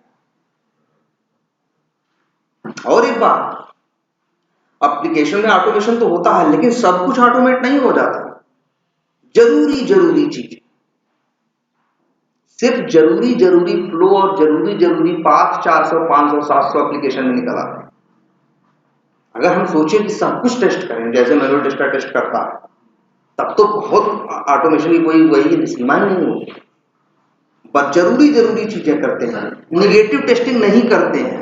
टेस्ट केस के हिसाब से हम जो ऑटोमेट करेंगे। तो एक चीज ये भी है, टेस्ट केस जब ऑटोमेट हम करने बैठते हैं टेस्ट केस तो सारे लिखता है, पॉजिटिव भी नेगेटिव भी। भैया एक बार में हम कितने करेंगे यार, वहां तो 72 रास्ते हुए, ये डाल के देखो, वो डाल के देखो, ऐसे करके देखो, वैसे करके, इतना कहाँ ऑटोमेशन कर पाए। तब तो पता चला एक फंक्शनलिटी पे अगर नेगेटिव और पॉजिटिव सारे सिनेरियो उठाएं तो एक फंक्शनलिटी पे 15 टेस्ट केस बनेंगे, 20 बनेंगे। अब वैसे ऑटोमेट करें तब तो हम जो अभी हम सोच रहे हैं 400 में हुआ है मेरा, अभी 16 घंटे चल रहा है, तब उसको चाहिए होगा कितना, कम से कम हमारे यहाँ बनते होते कम से कम 4000 टेस्ट केस। अगर पॉजिटिव नेगेटिव सारे कवर करने की कोशिश करते, मैक्सिमम सारे भी नहीं कवर होते, मैक्सिमम करने की कोशिश करते तो हो गए तो 5000 टेस्ट। ये ऑटोमेशन चलता 80 घंटे, तो इतना भी हमारे पास समय नहीं। तो हम उसमें जो जरूरी काम की चीजें हैं, पॉजिटिव मतलब कम से कम रिग्रेशन में, वैसे एक चीज ये भी है, ये भी दिमाग में रखना, हमारा फोकस हमेशा रिग्रेशन में पॉजिटिव टेस्टिंग की तरफ होता है। भाई निगेटिव की तो कोई सीमा नहीं होती ना, एक ही चीज के निगेटिव करने टेस्टिंग करने के बारे में तो 10 तरीके होते हैं ना, कि भैया ये भी डाल के देखो, वो भी डाल देखो, स्पेस डाल दो, ब्लैंक डाल दो, नंबर डाल दो, नाम डाल दो, 78 चीजें हैं कि नहीं। तो रिग्रेशन के टाइम पे हम बस ये देखते हैं कि जो मेन चीज थी जैसे सही से काम करनी चाहिए वैसे काम कर रही है कि नहीं। सारे निगेटिव चीजों को हम टेस्टिंग रिग्रेशन में वैसे भी नहीं कर सकते, इसलिए हमारा फोकस कहाँ रहेगा, पॉजिटिव। तो मतलब जो इसे मेन काम करना चाहिए वो कर रहा है कि नहीं। रिग्रेशन में बस हम इतना ही श्योर करने की कोशिश, क्योंकि इतना ही कर ही पाएंगे, उससे ज्यादा तो भाई कोई बार एप्लीकेशन बहुत बड़े होते हैं यार, कि उसके अंदर जाओ तो हर चीज एक अपने आप में अलग फंक्शनलिटी, और ऐसी एप्लीकेशन में हजारों फंक्शनलिटी। जैसे मेरी एप्लीकेशन की बात करें तो उसमें हजारों हजार 2000 फंक्शनलिटी 3 साल से अभी हम ऑटोमेट कर रहे हैं, लेकिन कोई मतलब नहीं अभी कहाँ पहुंचा है। अभी मेरे ख्याल से 30-40% भी नहीं पहुंचा, जबकि 3.5 साल हो गए कोई सी प्रोजेक्ट, अभी जाने कब तक चलेगा। फिर ये भी होता है पुरानी चीजें बदलती भी रहती हैं, तो कई बार हमारा टाइम इसमें चला जाता है कि 2 स्प्रिंट हमने कुछ नया ऑटोमेट ही नहीं किया, पता चला जो पुरानी चीजें बदल गई, हम उन्हीं को फिक्स करने में, उन्हीं को सही करने में बैठे हुए लगे। ठीक है सर ऑटोमेशन वाला एक बार में एक स्प्रिंट ऑटोमेट करता है, मतलब एक स्प्रिंट आए जो हाँ मिनिमम जो करेगा 3 दिन में, हाँ तो ऑटोमेशन एक स्प्रिंट करेगा एक बार में या 2-3 स्प्रिंट करेगा? वो यार कई बार तो ऐसा होगा, ऑटोमेशन वाले हैं कितने, वो काम करेगा स्टोरी के हिसाब से। 6 स्प्रिंट पहले जो मान लो वहां 8 स्टोरी आई थी, कब 6 स्प्रिंट पहले, और हम यहाँ ऑटोमेशन वाले 2 बंदे, तो हो सकता है उन 6 में से हम 2 ही 3 करें, या ऐसे भी क्या मान के चलो जितना काम बचा हुआ है, पहले हर काम को जितने टेस्ट केस बचे हुए हैं उनको सबसे पहले प्रायोरिटाइज किया जाता है। हो सकता है कोई 6 स्प्रिंट पहले का हो, कोई 7 स्प्रिंट पहले का हो, कोई 9 स्प्रिंट पहले का हो। जो 6 स्प्रिंट पहले आया वो ज्यादा इंपॉर्टेंट है, जो 8 स्प्रिंट पहले है उससे भी पुराना है वो उतना इंपॉर्टेंट नहीं है, तो हमने इसको पहले किया। तो हर काम की क्या तय की जाती है हमेशा, इंपॉर्टेंस कि कौन सा काम कितना ज्यादा जरूरी है, तो उसमें से फिर स्टोरीज अब पड़ी हुई है ऑटोमेट करने के लिए, अब उनमें से हम उठाते हैं, टेस्ट केस लिखे गए रहते हैं, वो भी हम फिर उनके मैनुअल टेस्टर के टेस्ट केस पढ़ते हैं। कई बार ऐसा भी होता है मैनुअल टेस्ट केस जब टेस्ट केस लिखता है तो जानते हो क्या करता है, एक टेस्ट केस में 8 स्टेप लिखा, वहां तक पहुंचने के 2 स्टेप में लिखा ये चेक करो ऐसा हो रहा है क्या, फिर दूसरा टेस्ट केस लिखा, फिर वही 8 स्टेप कॉपी पेस्ट किया और 2 स्टेप में लिखा ये चीज टेस्ट कर। ये जैसे उसने मान लो 3 टेस्ट केस लिखे, किसके लिए, एक सपोज करो जैसे वी टाइगर देखा, वी टाइगर एप्लीकेशन देखा है कि नहीं, अच्छा इन लोगों के पास नहीं है, 1-2 लोग देखा, और दूसरे मान लो, अच्छा तुम्हें कैसे बताएं, जैसे अच्छा चलो मान लो हम अकाउंट बनाते हैं जीमेल, तो मेरे पास एक ऑप्शन है क्या, अकाउंट का टेस्टिंग करना, अकाउंट क्रिएट करना, दूसरा है अकाउंट को क्या करना, अपडेट करना, और तीसरा है टेस्टिंग करने के लिए क्या, अकाउंट डिलीट करना। अब टेस्टर ने क्या लिखा, अब मान लो अच्छा ऐसे ही मान लो, ये तो मान लो जीमेल का है, मान लो एक एप्लीकेशन है जहां हम अपने जैसे बैंक में तुम जाते हो तो मान लो तुम वहां कोई रिक्वेस्ट डालते हो, रिक्वेस्ट डालने का मतलब तुमने रिक्वेस्ट डाला कि भैया हमें मोबाइल नंबर चेंज कराना है, या हमें मान लो कहे कि हमें डीमैट अकाउंट चाहिए, हमें क्या करने हैं, शेयर्स भी खरीदने हैं, हमें क्या चाहिए, डीमैट अकाउंट। उसने कहा ठीक है भाई, तो आपका अकाउंट डीमैट पे क्रिएट करेगा, है ना, एक काम तो वो ये कर सकता है। दूसरा क्या कर सकता है, उसे अगर बाद में तुमने कुछ कहा कि इसे अपडेट कर दो तो अपडेट कर सकता है, बाद में तुम हो सकता है कहो कि भैया इसको क्या कर दो, डिलीट कर दो तो डिलीट कर सकता है। अब जब तुम कहते हो क्रिएट करने को, तो क्या करता है, सबसे पहले जो बैंक में बैठा होता है पहले वो अपने यूजर नेम पासवर्ड से लॉगिन करता है, अंदर वहां बैंकिंग में जाता है, बैंकिंग फाइनेंस में जाता है, फाइनेंस के अंदर 2 ऑप्शन मिलते हैं उसे, बैंकिंग और एक नॉन बैंकिंग, फिर नॉन बैंकिंग में जाता है, फिर वहां पे उसे एक ऑप्शन मिलता है शेयर का, और इस तरह के कई ऑप्शन, शेयर में जाता है, फिर वहां ऑप्शन मिलता है किसका, new account, new demat account create करने का। तो वहां तक पहुंचने का ऑप्शन कितना है, वहां तक पहुंचने का रास्ते में क्या करना पड़ा तुम्हें, पहले लॉगिन करना पड़ा, फिर तुम गए कहां, फाइनेंस में, फाइनेंस से गए कहां, बैंकिंग में, बैंकिंग से गए कहां, शेयर में, शेयर से गए कहां, डीमैट में, फिर तुमने अकाउंट को क्या किया, क्रिएट किया। तो टेस्ट केस में क्या लिखेगा, टेस्ट केस ऐसे लिखेगा कि पहले लॉगिन करो, फिर फाइनेंस में जाओ, फिर बैंकिंग में जाओ, फिर कहां जाओ, अरे शेयर में जाओ, और फिर डीमैट में जाओ, और फिर वहां जाकर क्रिएट करो। ओके, क्रिएट करके चेक करो सही क्रिएट हुआ कि नहीं, पहला टेस्ट केस। अब दूसरा टेस्ट केस है क्या, अपडेट करने का, तो वो जानते हो क्या करेगा, एक नया टेस्ट केस लिखेगा, और उस नए टेस्ट केस में फिर क्या लिखेगा कि पहले लॉगिन करो, फिर कहां जाओ, फाइनेंस में जाओ, फिर कहां जाओ, बैंकिंग में जाओ, फिर शेयर में जाओ, डीमैट में जाओ, और डीमैट अकाउंट को सर्च करो, उसको ओपन करो, और उसमें जाके मोबाइल नंबर और मेल आईडी क्या करो, चेंज करके देखो चेंज हो रहा है कि नहीं। तीसरा है क्या, डिलीट करो ना, तो फिर क्या करेगा, फिर तीसरे टेस्ट केस में क्या लिखा होगा, फिर ये लिखा होगा तीसरे टेस्ट केस में, पहले लॉगिन करो, फिर फाइनेंस में जाओ, फिर बैंकिंग में जाओ, फिर यहाँ जाओ, फिर उसको सर्च करो, फिर जहां मिले वहां डिलीट बटन होगी, उसको क्या करना, क्लिक कर देना, मैसेज आएगा, are you sure you want to delete. कहीं भी कुछ डिलीट करो तो तुरंत डिलीट नहीं होता, वो पूछता है ऐसा तो नहीं गलती से हो रहा है, इसीलिए तुरंत एक सामने क्या आएगा, उसको बोलते हैं पॉपअप। क्या पॉपअप या अलर्ट, एक अलर्ट आएगा या पॉपअप आएगा जो बोलेगा are you sure you want to delete it, तुम यस या नो लिखा होगा, यस पे क्लिक कर दो तो क्या कर देगा डिलीट। अब 3 टेस्ट केस उसने लिखा कि नहीं, और 3 टेस्ट केस में तुमने देखा शुरू के 8 स्टेप क्या थे, सेम थे। हम जब ऑटोमेशन करने के लिए हमें मिलेगा ना तो हम देखेंगे, तुम कहेंगे यार अब वैसे 3 बार करेंगे यार, लॉगिन होके पूरा चले, फिर बंद हो, फिर स्टार्ट, फिर वहां तक वहां जाए, तो हम कहेंगे यार दिमाग क्यों ना लगाए, सीधा पहले लॉगिन करें, उसी को क्रिएट करें, फिर उसी डीमैट अकाउंट को सर्च करें, फिर अपडेट बटन पे क्लिक करके अपडेट भी चेक करके देख ले, फिर अंतिम में उसको डिलीट कर दे। तो एक ही टेस्ट, एक ही फ्लो में सब कुछ कवर हो गया कि नहीं हो गया।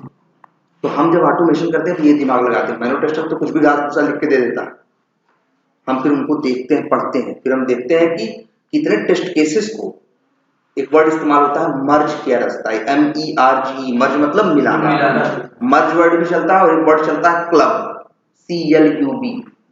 तो हम टेस्ट केसेस को क्या करते हैं, मर्ज करते हैं या क्लब करते हैं, कि जो 5-7 टेस्ट केसेस को एक ही फ्लो में, एक ही टेस्ट केस के अंदर कवर, एक ही स्क्रिप्ट के अंदर कवर करने की कोशिश करते हैं। तो हमारा ये भी काम होता है, वो तो अपना टेस्ट केस दे देगा, फिर हम उसको पढ़ते हैं, एनालाइज करते हैं, फिर हमें लगता है कि कैसे इसी काम को थोड़े छोटे में, कम टाइम में, कम एफर्ट में कैसे किया जा सकता है। तो हम टेस्ट केसेस क्या करते हैं, मर्ज करते हैं, या क्या करते हैं, क्लब करते हैं।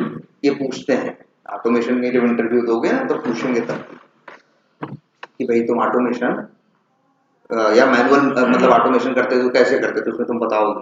ऐसे नहीं सीधे टेस्ट केस दिया हमने ऑटोमेट करना चालू कर दिया ना, पहला मेरा काम है उसके टेस्ट केस को पढ़ना, रिव्यू करना, उससे रिलेटेड और टेस्ट केसेस देखना, उसमें मर्ज करने या क्लब करने की पॉसिबिलिटी ढूंढना, फिर उन्हें क्लब करके एक नया टेस्ट केस बनाना, और फिर उसको ऑटोमेट करना। ये अच्छा होना, इसमें क्या होगा, टाइम भी बचेगा, टाइम बनाने में भी कम टाइम लगेगा, और उसको चलने में भी कम टाइम, भाई तो हमारी स्क्रिप्ट भी चलेगी, हर बार 8 स्टेप चलाने के बाद तब पहुंचेगा, क्रिएट करेगा, फिर 8 स्टेप चलाएगा, फिर जाएगा अपडेट करेगा, फिर 8 स्टेप चलाएगा, जाके डिलीट करेगा। तो ये 8 स्टेप जो 3 बार चल रहा है, इसको हम बचा के टाइम एक बार में कर सकते थे क्या, है ना। तो इसलिए हम टेस्ट केसेस को क्या करते हैं, एनालाइज करते हैं, मर्ज करते हैं, क्लब करते हैं, इसके बाद उसके ऊपर काम करना स्टार्ट, ठीक है। और अच्छा हाँ, अब चीजें तो पढ़ रहे हो, आज से हम भी मधु की नोट्स ले लेंगे, किस तरह से पढ़ाया है उसी हिसाब से हम भी अब बताना शुरू करेंगे। लेकिन अब तुम लोगों के बारे में ये रहेगी कि जिस हिसाब सीक्वेंस से उसने पढ़ाया वो हमें बता दें, उस सीक्वेंस से अब तुम लोग भी अपने हिसाब से एक बार पढ़ के आना। मेरा एक कहने का मतलब है, हर आदमी को एक क्वेश्चन जरूर पूछना, ये याद रखना, हर आदमी को एक क्वेश्चन जरूर पूछना। हाँ बताओ, वो टॉप डाउन और बॉटम अप, हाँ ये टेढ़ा थोड़ा सा है। अब ये टॉप डाउन और बॉटम अप ये तुमको बताया होगा उन्होंने, इंटीग्रेशन टेस्टिंग, वहां 2 नाम और लिए होंगे, स्टब्स एंड ड्राइवर्स। बिल्कुल, ये जानते हो क्या चीज है, ये है पार्ट किसका, इंटीग्रेशन टेस्टिंग। इंटीग्रेशन टेस्टिंग में क्या होता है, इंटीग्रेशन टेस्टिंग ये होता है कि जैसे 2 अलग अलग मॉड्यूल हैं, जैसे तुम्हें बताओ, जो चीज बिलिंग में इंफॉर्मेशन दी जाती है वही इनवॉइस में बाद में आती है। बिलिंग और इनवॉइस जानते हो ना, बिलिंग होता है जैसे एक जगह बिलिंग करते हो, बाद में तुमको पर्चा निकाल देता है नहीं कंप्यूटर से, उसको क्या बोलते हैं, उस पर लिखा रहेगा इनवॉइस, ठीक है। तो एक बिलिंग हो गई, एक इनवॉइस हो गई, जो इन्फॉर्मेशन बिलिंग में वही इनवॉइस में जा रही है कि नहीं।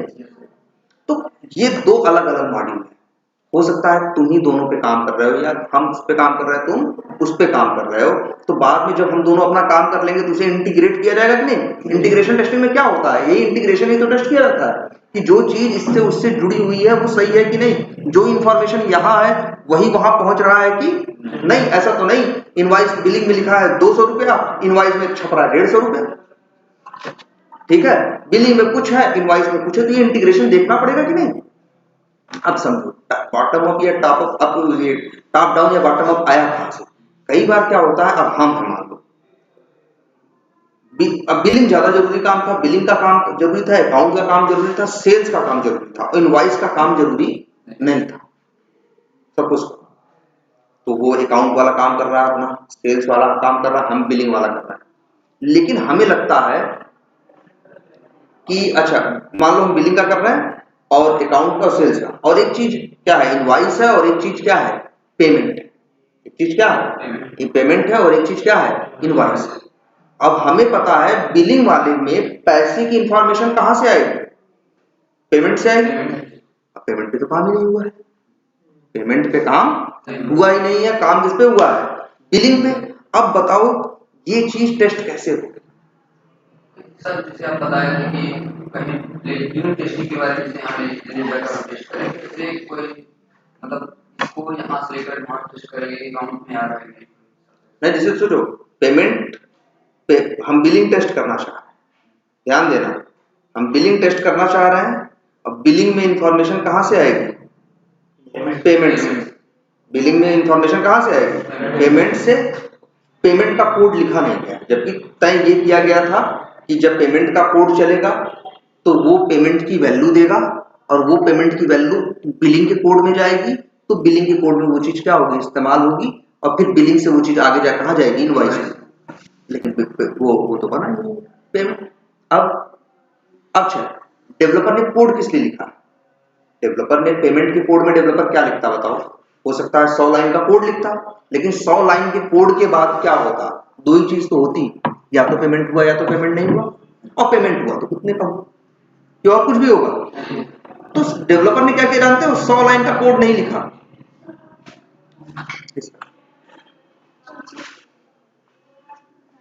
हेलो हेलो, हाँ सही है, तो भेज दो, तो भेजो जो है तुम्हारे पास, जो naukri.com पे डाली हो, कर रही हो रिज्यूमे डाली हो वहां ना, तो वही डाउनलोड करके भेज दो। पागल हो, हम क्लास ले रहे हो, वैसे हम क्यों भेजेंगे, करो जल्दी अपना खुद।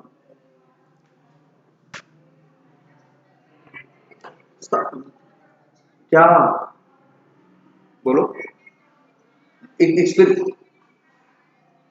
एपीआई डाल रखा है उसमें, एपीआई तो देखो जितना है टोटल वो सेलेनियम में डाल दो, एपीआई में 1.5 साल डाल दो, ठीक है, और चलो 6 मंथ से वो भी अच्छा। और एक्सपीरियंस टोटल कितना लिखा है, बोला लिखा है नौकरी पे, जल्दी बोलो। 7 है, तो वही पैकेज बता दो 8-9 के आसपास। चलो सही है, ये भी सही, ठीक। तो अब भेजो, अब उसमें क्या, तो भेजो ये, वहां अभी अपडेट करने की जरूरत नहीं, उसको अपडेट कर दिया है ना, इतना काफी है। अपना रिज्यूमे एक मेल भेज दो, हाय please find the updated resume in attachment, बस बस, ठीक है। अब बिल्कुल अभी हम आएंगे करेंगे, ठीक। हाँ हाँ भेजो भेजो। अभी क्या बता रहे थे हैं, हाँ तब से वही है ना, तो पेमेंट अभी बना नहीं, ध्यान देना, पेमेंट अभी बना नहीं, और बिलिंग का काम पूरा करने के लिए पेमेंट की जरूरत है, और पेमेंट बनाने के लिए लिखना था 200 लाइन का कोड, और 200 लाइन का कोड चलने के बाद क्या देता, पेमेंट अमाउंट देता ना। ये दो चीज बताता कि पेमेंट सक्सेसफुल हुआ कि नहीं, और दूसरा क्या कितने का हुआ। तो जानते हो वहां 250 लाइन का कोड तो हम नहीं लिख सकते, तो 250 लाइन का कोड लिखने की जगह वहां एक कोड लिख देंगे, और कोड में 2 लाइन लिख देंगे, जिस लाइन से 2 वैल्यू मिले, क्या पेमेंट और यस, पेमेंट हुआ है यस, और दूसरा पेमेंट का अमाउंट, और अमाउंट कितना भाई, जैसी चीज का रहेगा वैसा अमाउंट रहता है भाई। जूता है तो 1000 रुपए का है, चश्मा है तो 1500 का है, शर्ट है तो 250 की है, ऐसे ऐसे रहता है पेमेंट सबका अलग अलग ना। हमने कहा कि भैया देखो अगर बिलिंग सही से चल रहा होगा तो क्या उसके लिए 250, और क्या उसके लिए 500, और क्या उसके लिए 1000। तो वहां से पेमेंट वाले पूरा 250 लाइन 500 लाइन का कोड नहीं लिखा, वहां एक कोड लिखा 2 लाइन का, उसमें बस पेमेंट अमाउंट लिख दिया 250 या 300, और उस पेमेंट वाली 2 लाइन के कोड को बिलिंग से क्या कर दिया, इंटीग्रेट कर दिया, अटैच कर दिया। अब वो चला तो वहां से 250 लाया, 250 के हिसाब से चीजें दिखा दी। तो तुम्हें ये तो कंफर्म हो गया ना कि भैया मेरी बिलिंग क्या हो रही है, सही चल रही है। 250 भाई जब 250 आया है, 250 पे चल रहा है, तो कल को 500 आएगा तो 500 पे भी चलेगा। तो यही क्या हुआ, इसी को क्या बोलेंगे, यही या तो स्टब होगा या तो ड्राइवर। स्टब या ड्राइवर हमेशा क्या होता है, इसके लिए वर्ड इस्तेमाल होता है, और क्या, ये सूडो कोड होता है। सूडो मतलब नकली, सूडो मतलब क्या होता है, नकली। ये एक तरह का नकली कोड होता है, लेकिन असली कोड की हेल्प करने के लिए बनाया जाता है। तो वही है टॉप डाउन और बॉटम अप। कि टॉप बॉटम वाला नीचे वाला होगा, हाँ। तो उसमें देखो नीचे बॉटम अप वाले में ड्राइवर्स बनाए जाते हैं, और टॉप डाउन अप्रोच में क्या बनाए जाते हैं, स्टब्स। इस तरह से चलो भी हम आगे बताएंगे उसको, उसके नोट्स उठाएंगे उसके हिसाब से। तो ये चीज है, कोई बड़ी चीज नहीं है। स्टब्स और ड्राइवर्स की बड़ी चीज नहीं है, बस एक तरह से क्या है, एक नकली कोड है। असली लिखने का टाइम नहीं था, असली तैयार नहीं था, ये चीज टेस्ट करने के लिए उसकी जरूरत थी, तो कैसे कर, तो 2 लाइन का नकली कोड लिख दिया कि भैया वो वैल्यू इसको दे दो, ये चीज तो टेस्ट हो जाए, बाद में जब वो बनेगा तब देखेंगे। यहीं से आता है क्या, स्टब्स एंड ड्राइवर्स। ठीक है, तो ये चीज है। हम नोट देखेंगे जिस हिसाब से उसने बताया है, जिस टॉपिक के हिसाब से 2-3-4 पन्ने सब लोग पढ़ो, और रोज भाई सबके पास एक क्वेश्चन होना चाहिए। पहले हम आएंगे क्लास में तो पहले क्वेश्चन ही करो, अगर क्वेश्चन नहीं करोगे तो आगे क्लास खड़े होकर करना, क्योंकि हमें इतना पता है 100% जो पढ़ेगा उसके दिमाग में क्वेश्चन जरूर आएगा। तुम क्वेश्चन नहीं पूछ रहे उसका मतलब ये ही है तुम पढ़ नहीं, सीधी सौ की सीधी एक बात, कुछ ज्यादा दिमाग में आने की जरूरत है ही नहीं कि कौन पढ़ रहा है कौन नहीं पढ़ रहा है, सीधी बात है। कोई भी पढ़ेगा तो उसके दिमाग में, और एक आदत अपने अंदर ये डालो आज से, हमेशा से, कि जब पढ़ रहे हो तो एक पे आलस मत करो। जो चीज में कंफ्यूजन हो, जिस चीज पे डाउट हो, जो दिमाग में क्वेश्चन आए, ज्यादा टाइम नहीं लगता, हार्डली 30 सेकंड लगेगा, उसे लिखने की आदत डालो। लिखने की आदत नहीं डालोगे तो वो तुम्हें याद बाद में नहीं। भाई ये आदत डालो, जो चीज दिमाग में है नोट डाउन कर लो, भैया ये चीज हमें पूछनी है, इस पे हमें कंफ्यूजन है, या हम इसको लेके ये तो सोच रहे हैं लेकिन हम श्योर नहीं है कि हम सही सोच रहे हैं या गलत है। तो ये तुम्हारी ड्यूटी है। हर बार हर आदमी के पास, हर क्लास में हर आदमी के पास अपना एक क्वेश्चन जरूर होना चाहिए, वही 3-4 टॉपिक से रिलेटेड, वो जो हमको रहेंगे 3-4 पन्ने उनसे रिलेटेड। 2, 3, 4, 5 कितने भी करो, लेकिन मिनिमम एक होने चाहिए, एक से कम नहीं होना चाहिए। कुछ भी सोचो तो हम कह रहे हैं तुम्हारे पास तो बहुत कुछ है इस चीज के बारे में। सबसे बड़ा एक हमेशा क्वेश्चन है कि ठीक है ये इस चीज को रियल टाइम पे कैसे करते हैं, या हम इसको विजुलाइज अपने दिमाग में नहीं कर पा रहे हैं कि ये कैसे होता होगा, क्या प्रोसेस होता होगा उस समय। भाई बहुत चीजें रहती हैं, उस काम की क्या, उस काम के टाइम पे कंपनी प्रोजेक्ट में माहौल कैसा होता होगा, लोगों का माइंडसेट क्या होता होगा, हर चीज होती है अलग अलग ना। जैसे जब वो होता है, जिस दिन डिप्लॉयमेंट होता है, रिलीज आ रही होती है, उस दिन का माहौल अलग होता है। जब बिल्ड पहली बार आई होती है तो उसका माहौल अलग होता है। हर चीज का क्या होता है, अलग अलग माहौल होता है।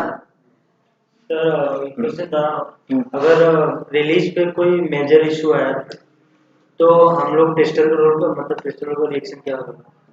भाई देखो, टेस्ट अगर रिलीज के टाइम पे वहां आया तब सबसे पहले तो जितने टेस्टर होंगे सबकी फट जाएगी।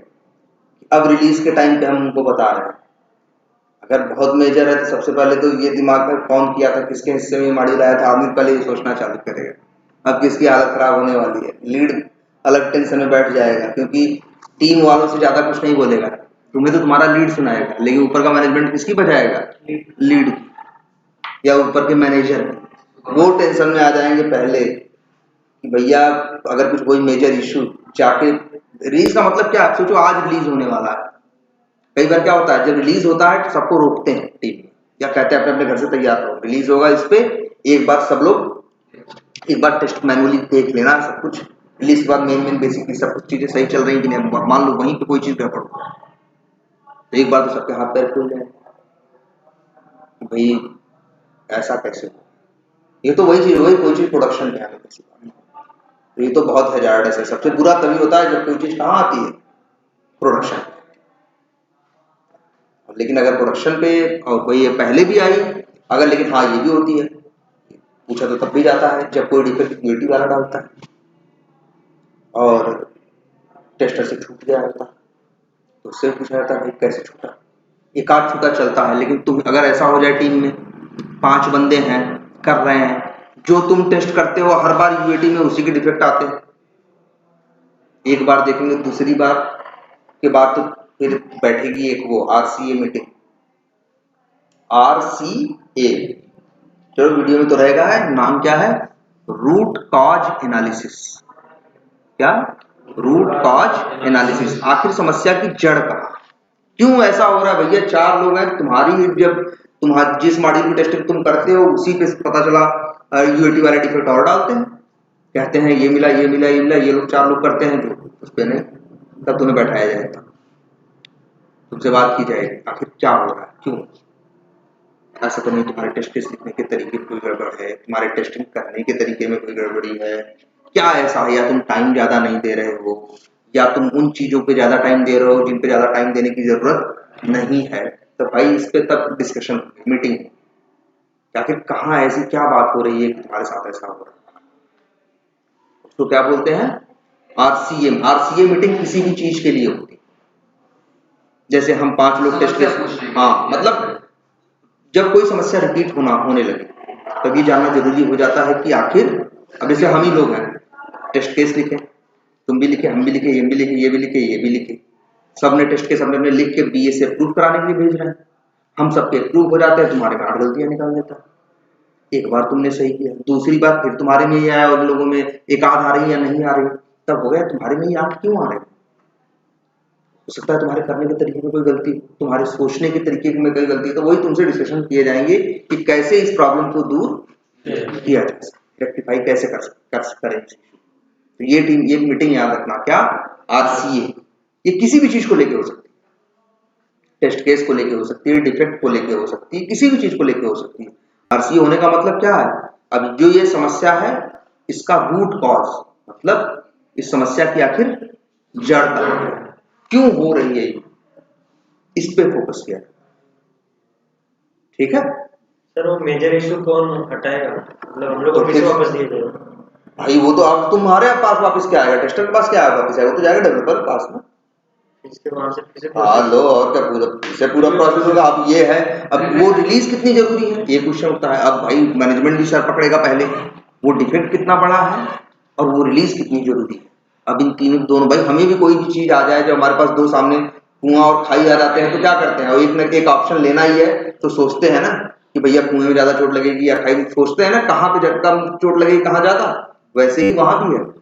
तब सोचा जाएगा ये रिलीज कितनी जरूरी है, इस ऐसा तो नहीं ये रिलीज में जो 5 चीजें और जाने वाली हैं ये बहुत ज्यादा जरूरी है, या ऐसा है कि अभी यार ऐसा नहीं, या फिर ये जो मेजर रिलीज इशू आया है इसकी वजह से बहुत ज्यादा इशू हो सकता है, तो हो सकता है रिलीज को क्या कर दिया जाए, टाल दिया जाए, रिलीज को क्या कर दिया जाए, पोस्टपोन कर दिया जाए।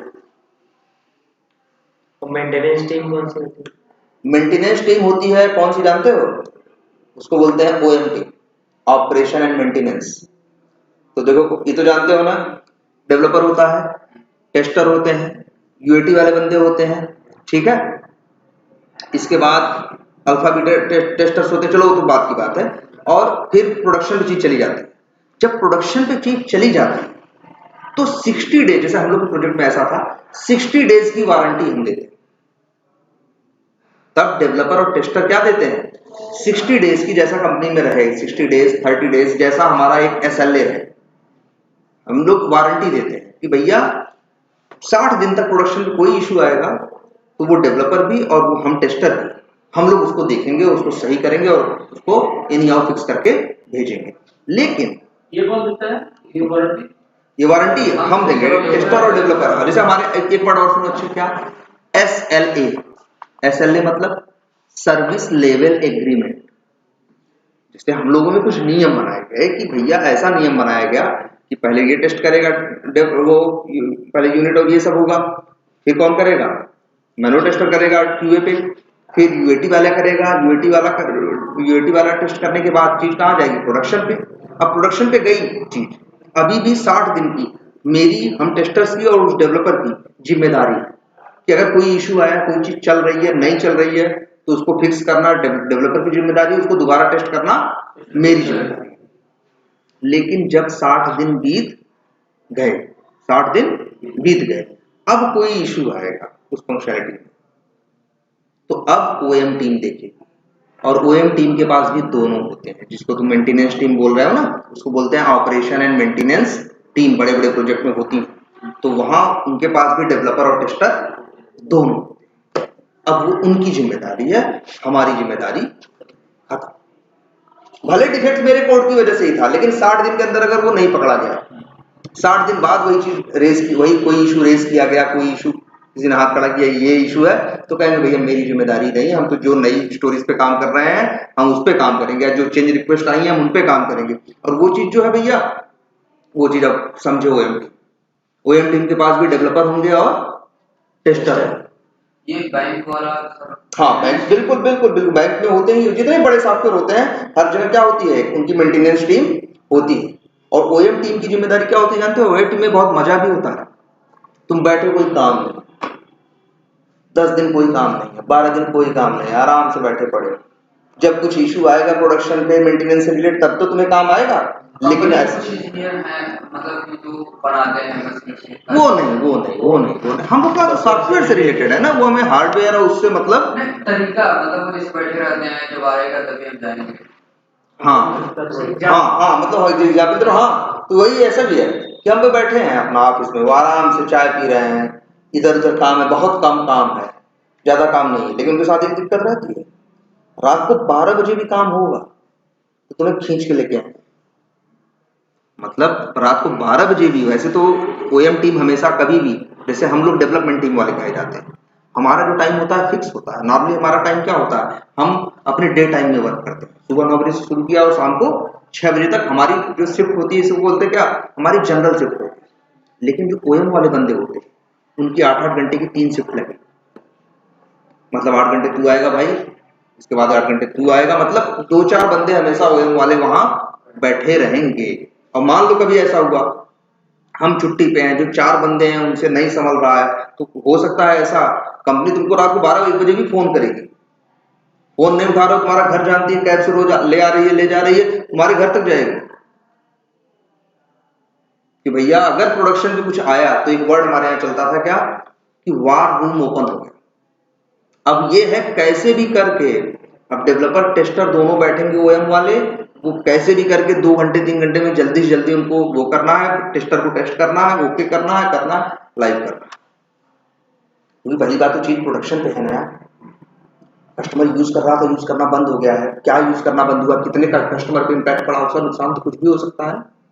इसीलिए ओएम टीम का भी रहता है, काम तो उनके पास कम रहता है, ज्यादा काम नहीं रहता।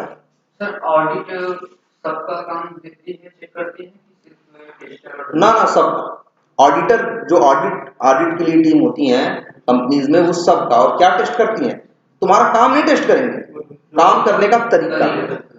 तो जैसे काम करने में पहले टेस्ट केस लिखना है, टेस्ट केस लिखने के बाद रिव्यू कराना है, रिव्यू करने के बाद जो रिव्यू लॉग्स मिलेंगे उसको पढ़ के उसको रिव्यू सही करना है, फिर उसको भेजना है। ये सारा नियम कानून फॉलो कर रहे हो कि नहीं? ऐसा तो नहीं कि बस तुम टेस्ट, और जैसे ये भी नियम है, हमने तुम्हारे पास रिव्यू के लिए भेजा, तो रिव्यू करके ऐसे नहीं तुम मुंह से बता दोगे यार वो चीज सही कर देना, उस रिव्यू के ऊपर तुम जवाब दोगे, और जो तुम्हारी फाइंडिंग रहेंगी 6-7 लाइनें वो लिख के दोगे, उसे बोलते हैं क्या, रिव्यू लॉग। क्या? Review log. तो तुम भैया रिव्यू लॉग भेजोगे, अब तुम रिव्यू लॉग नहीं भेज रहे हो, तुम्हारी गर्दन पकड़ी जाएगी, तुम क्यों प्रोसेस तोड़ रहे हो। मतलब ऑडिट करने का मतलब ये हुआ कि हर काम में जो जो तरीका है पूरा फॉलो किया जा रहा है कि नहीं। और उसके बाद से वो ऑडिट वाली टीम क्या देती है, कंप्लायंस की रिपोर्ट देती है कि यार इनका प्रोजेक्ट जो है 95% कंप्लायंस है, इसमें 90 है, और उसमें जैसे पैरामीटर बना रहेगा, जिसका 85 रहेगा से कम रहेगा, उस टीम के मैनेजर को ऊपर वाले मैनेजमेंट वाले पकड़ेंगे, यार तुम्हारे यहाँ तो लोग प्रोसेस नहीं सही से फॉलो कर रहे हैं, तुम्हारी कंप्लायंस रिपोर्ट तो 80% आई है। उनका भी क्राइटेरिया रहता है कि मिनिमम 90% रहे। ये कौन रखते हैं ऑडिट? कंपनी में टीम होते हैं ना, जैसे वो भी टेस्टर ही होंगे भाई, वो भी वही बंदे होंगे, बस उनको प्रोसेस के बारे में नॉलेज होगी, वो भी क्यूए टीम को। ऐसा नहीं ये मत सोचना कभी, वो ऐसा नहीं कि वो सैलरी ज्यादा ले रहा होगा ना, मैं ये सोच रहा हूँ बाहर तो नहीं है। ना बाहर से नहीं, कंपनी में। ऑडिट कई तरह के होते हैं, जैसे एक तो ऑडिट हो गया कंपनी अपने अंदर खुद ही रखती है। अब ऑडिट जैसे आगे बताएंगे अभी, जैसे कुछ वर्ड्स नहीं बताए गए होंगे, जैसे आईएसओ का सर्टिफिकेशन मिलता है, उसके भी ऑडिटर आते हैं या आने चाहिए, भले तुम पैसा खिला दो ना आए या जो भी है, लेकिन आईएसओ के भी क्या ऑडिटर आने चाहिए। आईएसओ के भी रूल्स हैं काम करने के, वो सारे प्रोसेस फॉलो कर रहे हो कि नहीं कर रहे हो, अगर कर रहे हो तो ही आए तुमको आईएसओ का सर्टिफिकेशन मिलेगा। तो कई बार ऑडिटर बाहर से भी आते हैं, जैसे मेरी कंपनी हम आईएसओ का सर्टिफिकेशन लेना चाहते हैं तो मेरे पास कहाँ से आएंगे, बाहर से भी आएंगे, लेकिन हमने मेरे पास अंदर की भी ऑडिटर है, बड़ी कंपनी है। जैसे जो बड़ी कंपनी 2000 बंदे हैं तो अक्सर देखोगे पता चला 10, 15, 20 बंदों की एक ऑडिटर, 20 बंदों की क्या है, ऑडिट की टीम अलग से बनी है जिसका काम है घूम घूम के हर प्रोजेक्ट की बस। सर ऑडिटर जैसे तरीके से वो काम नहीं कर रहा है दूसरा, हाँ ऑडिटर क्या कर सकता है? कुछ नहीं करेगा, वो बस रिपोर्ट अपनी दे देगा बस। हाँ कोई किसी को कुछ नहीं कर सकता, ना किसी को से ऊंची आवाज में कोई बोल सकता, ना किसी को गाली दे सकता। यहाँ कंपनी में कुछ भी नहीं हो सकता ऐसा, हर आदमी अपनी रिपोर्ट देके हटेगा, सब काम प्रोफेशनली हो रहा है भाई, हमारी किसी से पर्सनल दुश्मनी थोड़ी ना कुछ, हम अपना काम किए, अपनी रिपोर्ट दिया, हट गए। अब आगे मैनेजमेंट को डिसीजन लेना है उसके ऊपर कि भैया इनकी में क्यों है, ये लोग क्यों फॉलो नहीं कर रहे, और पता चला उसमें से भी हो सकता है तुम्हारे प्रोजेक्ट में सब कुछ अच्छा चल रहा है, नहीं फॉलो कर रहे हो तो थोड़ा बहुत डांट के ऊपर मैनेजमेंट में छोड़ दे। अब तुम्हारे प्रोजेक्ट में गड़बड़ी भी चल रही हो, अब तुम लोग सही से नियम का, तो तुमको उनको बोलने का और बहाना मिल गया है, तो तुम्हारी वो और बैंड बजाएंगे, इसी वजह से सारी गड़बड़ी हो रही थी, हम जान रहे थे तुम सही से काम ही नहीं कर रहे हैं, तो 10 बातें कहेंगे। अब सब कुछ सही चल रहा हो, थोड़ी ऑडिट में थोड़ा कंप्लायंस कम भी है तो समझाएंगे यार सही करो, तुम्हारे भले के लिए बनाया गया है, हम सबको आराम रहेगा, इस तरह से समझाएंगे। उसी में गड़बड़ी हो जाए अब तब यही चीज हो तो 100 बात सुनाएंगे, है ना। सर इंटरव्यू में इसे पूछा गया था बग लीकेज क्या है? हाँ बग लीकेज वही है कि जो चीज क्यूए पे पकड़नी थी छोड़ दिए, यूएटी वाला पकड़ा तो लीक करके आगे वाले फिल्टर में, भाई क्या है छन्नियां लगी है कि नहीं, पहले डेव वाली फिर क्यूए वाली फिर यूएटी वाली फिर जा रही है ना, अब कोई चीज आए तो ये पकड़ जानी चाहिए। अब वहां हम बग नहीं पकड़ पाए, उस छन्नी से छन के कहाँ चला आया, अगर उसमें चला आया क्या कहते हैं, अरे उसमें प्रोडक्शन पे यूएटी पे चला आया तो क्या हो गया, लीकेज ही तो कहा जाएगा ना, ठीक है प्रोडक्शन पे नहीं जाते एकदम नहीं, अगर वो गया तो बग लीकेज बिल्कुल। और तुम्हारे से यूएटी पे भी नहीं जाना चाहिए भैया, मतलब कोई भी चीज जितने जल्दी से जल्दी डिफेक्ट पकड़ा जाएगा उसको फिक्स करने की कॉस्ट उतनी कम से कम।